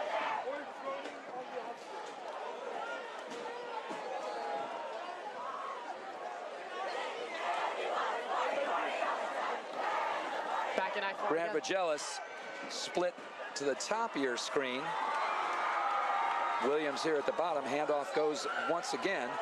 Oh, and Knapp with a great play fake.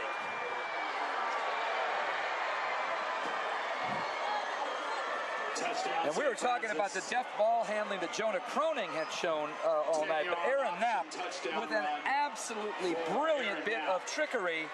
Everybody keying on Kingston. Knapp sold that handoff and then just sprinted into the space to his left for the touchdown. The entire defense moved to the right, even the left side corner thought that ball was going to Kingston, and in reality it was Knapp who just had a great play fake. It was smart. They'd been waiting to pull it out for a big moment where they can call that QB keeper and let him get to the outside. It was just a great play. The Lancers are back at it, going for 2. So for the second time, the Lancers are going to go for 2.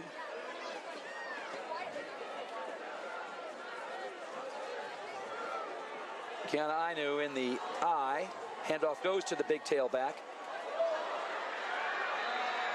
And once again, showing his second effort. Kiana takes it in for the 2-point conversion.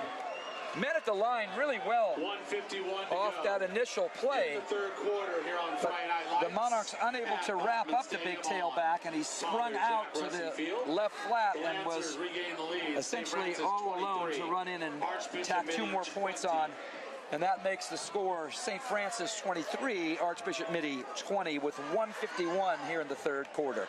You know, the people at home, they probably think just being about a running back is all about just sprinting into the gap, but again, Case is just like the perfect example of needing patience, needing ball carrier vision. And again, it was just a great play. There was nothing right up the middle, so instead he's patient with it, spins out, gets the edge, just no one's there. So you called this, AB. This has really turned into a shootout. Both teams unable to find a defensive answer. And now the scales tip back over to the Lancers side. Andrew Macris out to kick off again. Hutton and Grimaldo back to receive.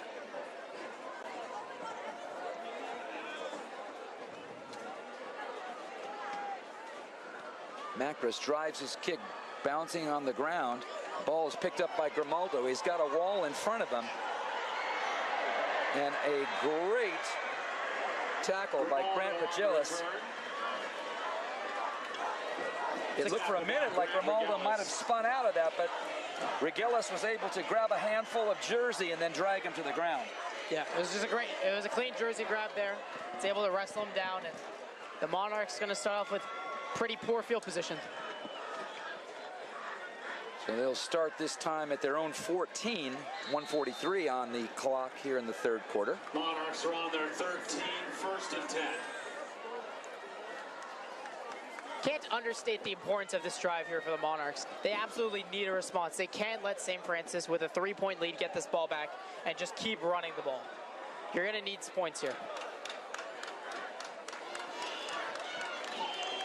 Jonah Croning with Lazaro in the backfield, play fakes, looking downfield. He pulls the ball down, but they're going to bring him down. Tackle for a loss there. And Monarchs will lose about 3 on that one. Jonah was looking downfield. He had a couple receivers, but the pocket collapsing on him that time. Thought about trying to pull the ball down and run with it, but there was nothing there. You wish the offensive line could have held for just a second longer. He had Harrington just wide open. The safety wasn't there. That would have been a big man, 86-yard touchdown. Instead, it's 2nd and 13.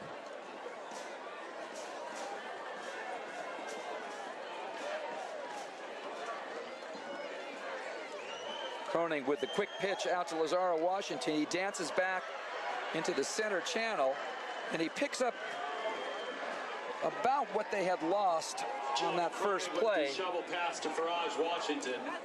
But that's still going to bring up a 3rd and 10 deep in their own territory. So you had mentioned a critical 3rd down play a little bit earlier in this quarter. 3rd down and 9. And you'd have to say this one ranks right up there as well. The Monarchs with their backs up against the wall. I don't know, can they let this go to half, or is there not enough time on the play clock? They're going to try and get one more play off here in the quarter. Hutton in motion. Oh, and again, just a mix-up there. Cronig's pass incomplete, intended for Kelly. Caden Kelly with a little slant route. Brings up 4th down. As of right now, the offense is staying on the field.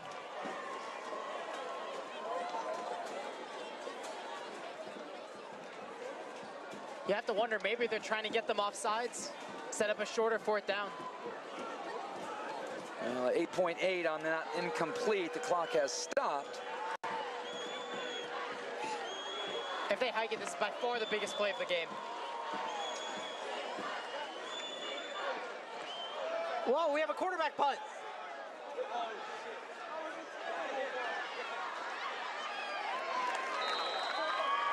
And we saw that a couple times last season. On the return. Jonah Croning has that ability to quick kick. And so the Monarchs trying something a little bit different there. A 36-yard kick for Croning, and the ball 1st and 10 Lancers. Placed right on the 50-yard line. That's the end of the 3rd quarter. Yeah, the QB has a pretty solid leg. After 3 quarters, your Monarchs 20. The scoreboard reads St. Francis 23, Archbishop Mitty 20. We'll be right back for the 4th quarter of action here on AMHS Live.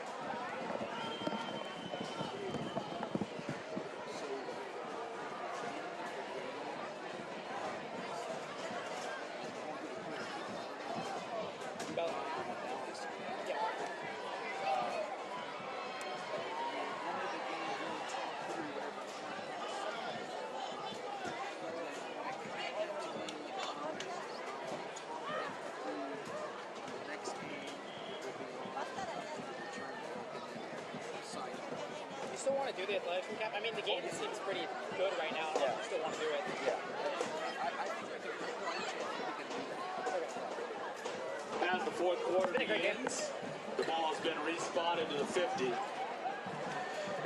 And the teams switch ends for the final quarter of play here as the Lancers take over at the 50-yard line. Handoff goes to Kingston. He breaks a big play.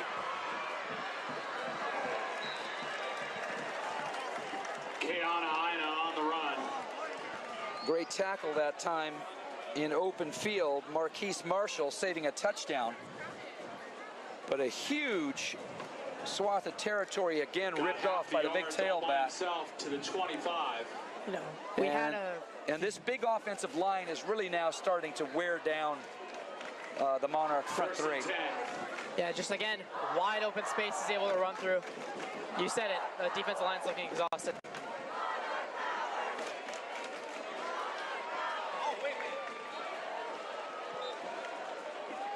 Keana up the middle. Again, that patience that Keana displayed, just biding his time on that run and picking his way forward. He picked up nearly a first down. Brings up a 2nd and 1. 9.5 yards, it looks like. That ball now spotted at the Monarch 15-yard line. 2nd down and short.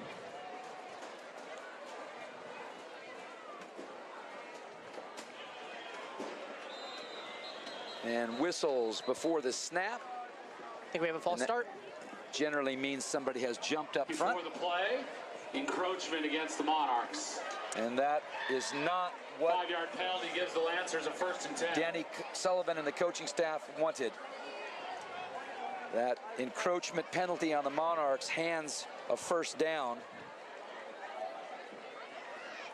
Defensive line. And now it's 1st and goal at the 10-yard line. Defensive line's just beaten and battered right now. They're trying to make a play. That's why they jump. And that gives them a first. High formation again for the Lancers. Handoff goes to the big tailback. He gets outside. Chased down from behind. Cameron Pulliam. In the sweep. A great effort there by the linebacker. You don't see that happen too often, of Keana getting chased down from behind, but that time a big tackle and actually a tackle for loss there. So it's 2nd and goal, this time from the 11-yard line, 2nd and goal, with 10 minutes here in the 4th quarter. Tight end shifting from the left to the right. Keana again with the handoff, rumbles forward, and the Monarchs wrestle him down just short of the Keana, the ball carrier. Mitty 8-yard line. Tripped up by Harrington. It's another big run stop, and guess who? Owen Harrington, the only one on the Monarchs who's been able to consistently get him down on the first tackle. To the 9-yard line. Having himself a great game. 3rd down. Well, it certainly goes without saying that if the Monarchs can keep the Lancers out of the end zone, even settling for a field goal here would make this a 1-score game. So a big 3rd and goal at the ball at 9-yard line. High formation again. 2 receivers to the top of the screen. Now 1 in motion. Knapp with the throw.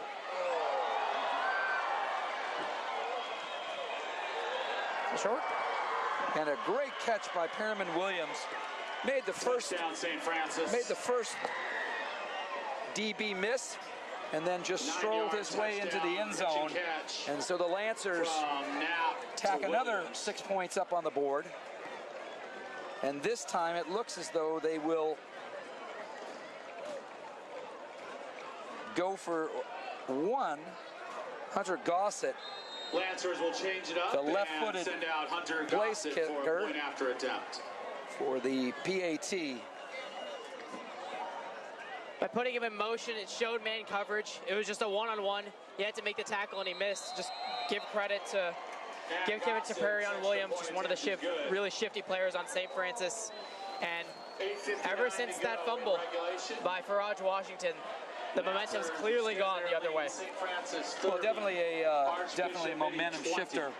And good football teams find those moments in games to put their finger on the scale and tip it. And the Lancers have done a great job these last 2 series and have now rolled out to a 10-point lead. But the Monarchs are still in this ball game.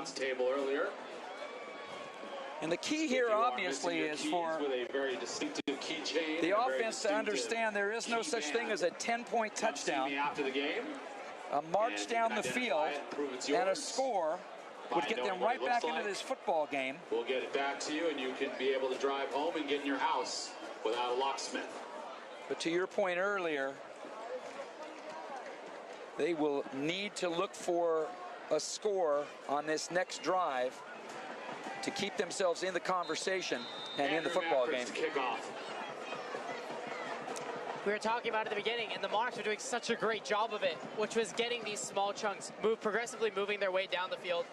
But on that last drive, you just saw it all went poorly, and they were stuck in a 3rd and long, and that's just the position you can't be in against St. Francis.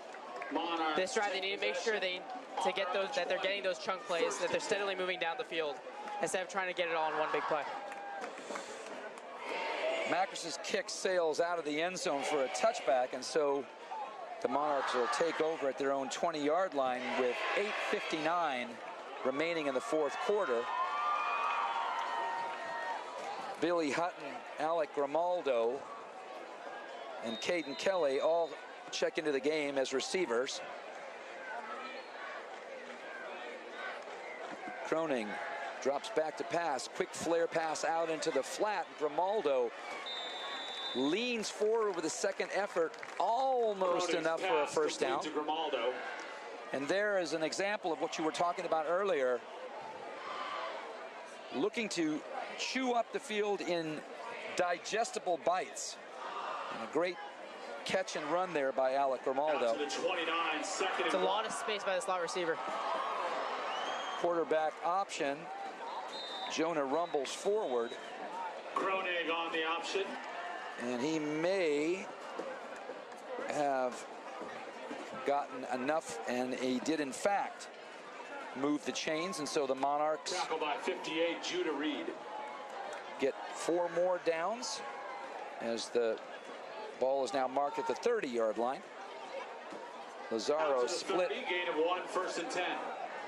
To Jonah's right. Croning steps back to pass. Grimaldo again, that same pattern, and he is absolutely Kronig's pass complete to Grimaldo, wearing out Max Haberlack. Tackle by 13, the junior cornerback is having a torrid time here against Grimaldo on this near sideline.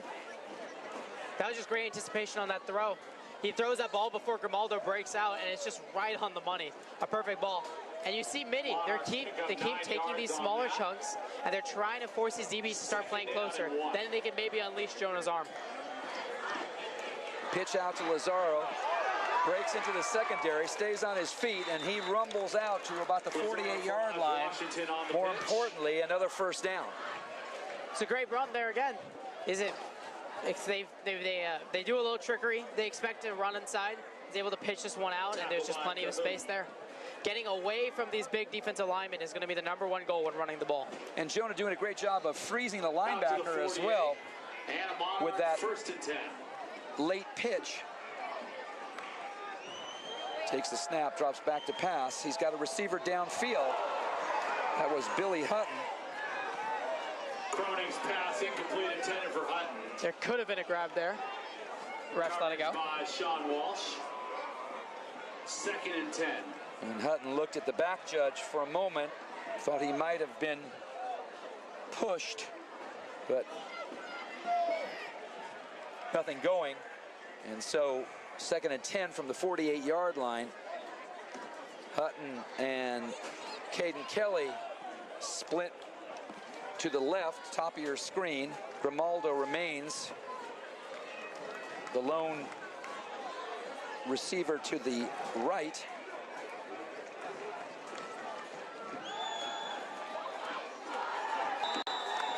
Quick pop pass again. Kronig's pass complete to Grimaldo. A lot of quick pass, and you're starting to see the corner driving in on these balls. You wonder if Coach Sullivan sees that and maybe he decides to call it up, because he's starting to get more and more aggressive with these short routes. Quarterback option. And Jonah breaks into the defensive backfield. He's still on his feet. Finally slides down at the 15-yard line. And you have to give credit to Lazaro Farage Washington for taking an amazingly difficult lick on that play fake and selling that he had the football to open up that space. He's just done all of the dirty work. He's taken the big hits on the keepers. He's blocked in the pass game, and just another great play by him. Jonah sprinting out to his right, looking for the tight end. Owen Harrington, that ball sailed low, incomplete. 6:41 on the clock. It'll bring up a 2nd and 10 from the 16-yard line. But a nice drive here by the Monarchs.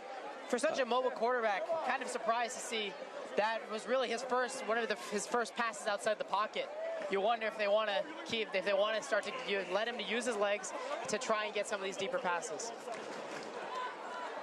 Well, and the Lancers have made a little bit of a switch over here. Quentin Robinson now playing cornerback against Grimaldo. Max Haverleck moved out of that position after giving up 3 receptions. Play fake again. Jonah rumbles forward, breaks into the secondary, maintains his feet, and he rumbles forward for about 6 yards there on 2nd down. Does a great job of staying on his feet and finding those extra yards. Looks to be about a 3rd and 3, so credit him for a 7-yard run there. Down to the 9-yard line. And we keep saying all night, down and 3. Big 3rd down plays. Well, this is a big 3rd down play. The ball on the 9-yard line.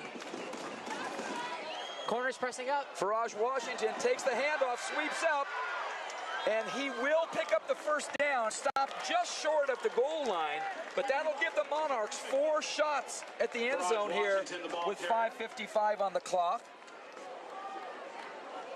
Farage Washington's just an absolute bowling ball.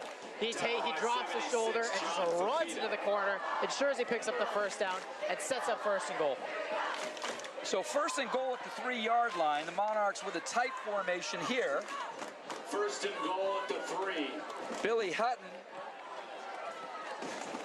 and Alex Grimaldo behind Owen Harrington. Lazaro Washington rumbles forward and carries 3 Lancers into the end zone with him. He was not going to be denied, and the Monarchs answer with an amazing 80-yard drive with 5:39 on the clock. And the score is now St. Francis 30, the Monarchs 26. 3-yard touchdown run for Lazaro. Chase Graff comes out for the PAT. Huge PAT here. The Monarchs will also go for 1. Number 54, Chase Graff on for the attempt.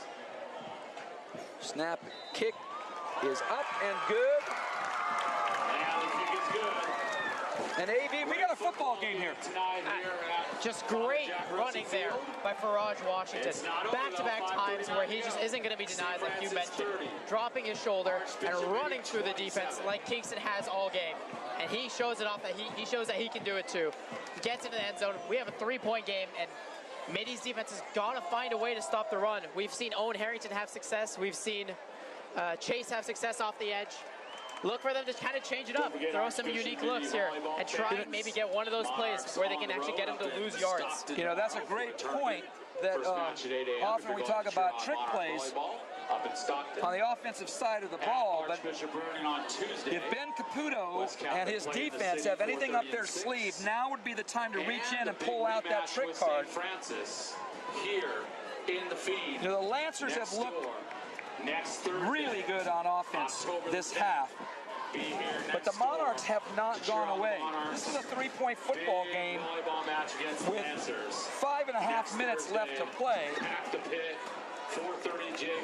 And the Monarchs have been able to stop them a few times. It's just that they were giving up 3rd and longs. We saw it again with the previous drive where they were able to get that screen on 3rd and 9 and get in for 6.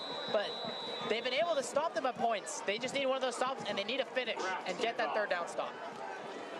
Chase Graff sets the ball down on his own 40. A booming kick that drives Keana Una all the way back to his goal line. The big man picks it up, breaks the containment. Oh, and he is absolutely blown up. And there are flags flying in all over the place. Williams on the return. There is a flag on the play. You gotta hope this isn't against the Monarchs. Sam Fieser in on that tackle, along with Andre Lopez Monsives. They're talking this one over. Oh, and another personal foul against the Lancers, and that's exactly what Mitty needs. Illegal block against St. Francis. Their fourth personal foul of the game, and this one couldn't come at a worse time. The crowd's all riled up, and if there's any time for the Monarchs to get a stop, it'll be right now. So Keana Ina Sends the Lancers all the way back to their 15. was a great individual effort, and that has been wiped off by that 10-yard penalty. And they will now take over at their own 15. 5:32 on the clock. I formation. Knapp under center. Hands to the big tailback. He rumbles forward, breaks a tackle, gets into the secondary, throws a man off.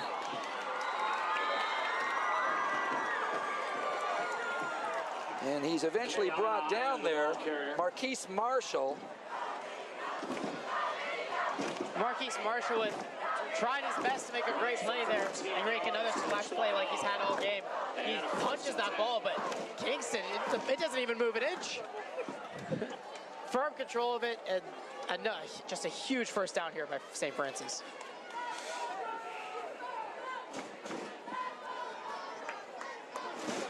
Ina Sanuya again at the up back, doing a good job of lead blocking for his tailback, who takes the handoff again.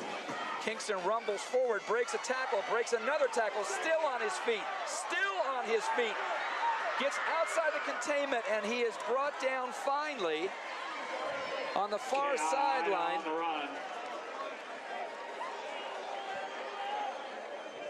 20 yards to the 49. A 20-yard gain. First and 10, St. Francis. Out near midfield. So I think that the script is pretty well set for the end of this game. Can the Monarchs find a way to stop Kingston, Keana Ina, and this Lancer power running game? Absolutely. They just need Owen Harrington to get on, to be able to get that one-on-one, and he's got to make the play.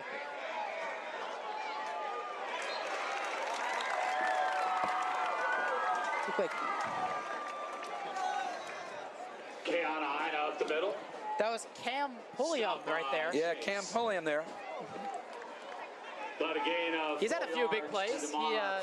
Sometimes he's subbed in for Ethan McCombie, but especially on that last drive, making a few big plays, continuing now. Well, they'll take tackles from anybody at this point. The clock continuing to run. Receivers split right and left, still in the I formation, Knapp under center. So this is smash mouth football at its best.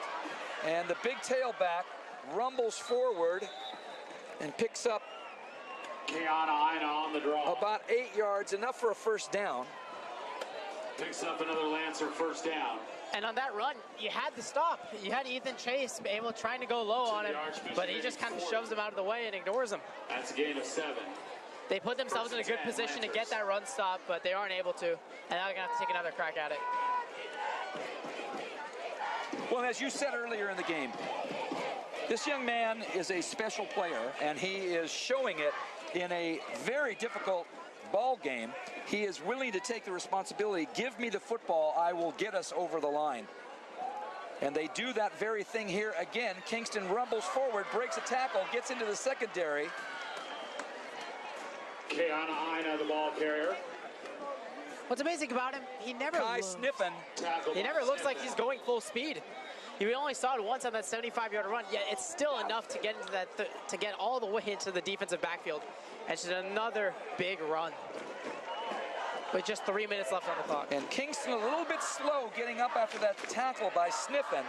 And he is moving a little bit gingerly as the training staff get him over onto the sideline. Down to the 24. First and 10, St. Francis. He's replaced at running back by Loa Tutilea, who moves in at the tailback position. Kingston's on the game. Now is the time to strike. Handoff goes to the tailback. Absolutely.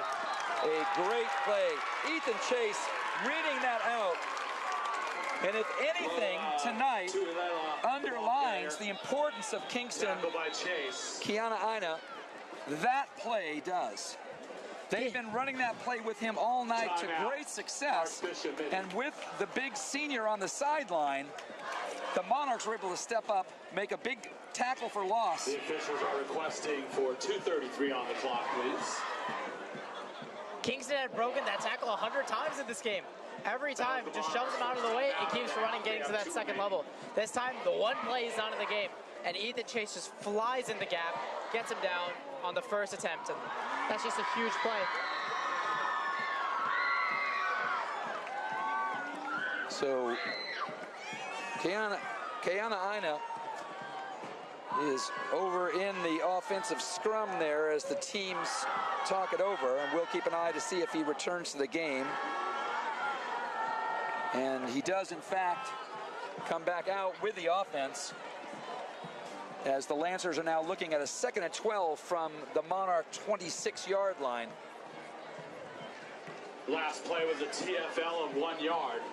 For the Monarchs, you're hoping for 5 yards or less. You know it's going to be a run. You just got to hope it's 5 yards or less. Knapp hands off. Kingston.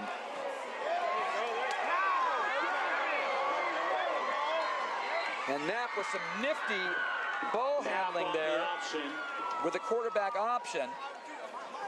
He wiggles his way forward, maybe 6 yards. And that'll bring up a 3rd and 5.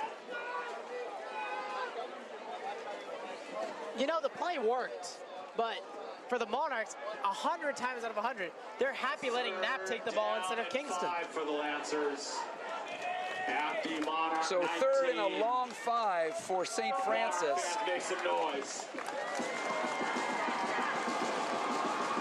Handoff goes to Kingston, finds a hole, rumbles forward, and he's going to be close to a first down. Eye on the ball carrier. We got 4th down. We'll see where they spot it. And he did not pick up that first down. So it's time. Looks like he's short of the first down. It'll be 4th down. Timeout Monarchs. Their 2nd of the half. Number 59, Chase Jacobson, the big lineman, limping off after that play.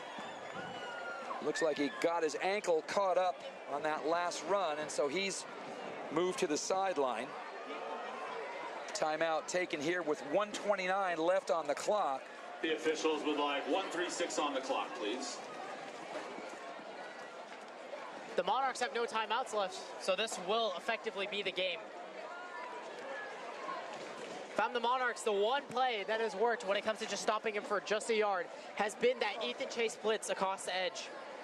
You have to assume they go back to it, or they throw something else out there, because they can't just line up, because they know that he'll break the first tackle and get that play. The ball is right about the 15. Well, if they're going to roll the dice defensively, this is the time to do it. The game is on trailing by 3 points. Fans, let your defense hear you. The Lancers in the I formation, Knapp under center. 10 in the box. Kingston at the tailbacks, 10 in the box. Knapp rumbles forward, and he will get the first down. And that QB sneak will most likely end the game. Knapp does the brotherly shove for the first down.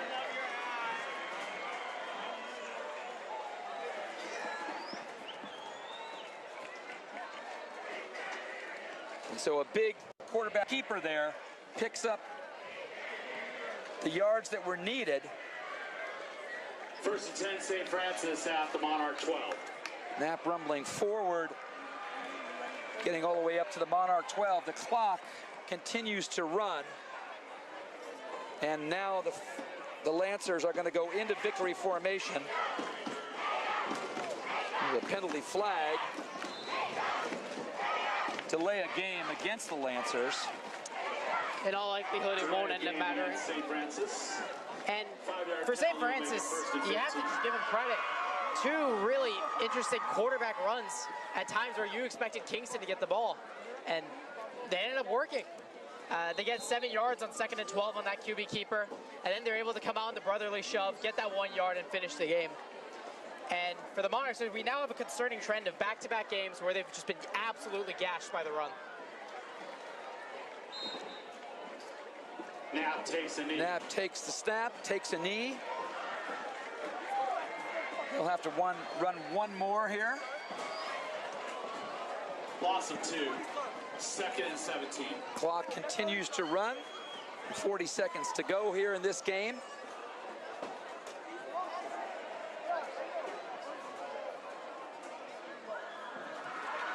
And the Lancers take a knee, take a victory formation.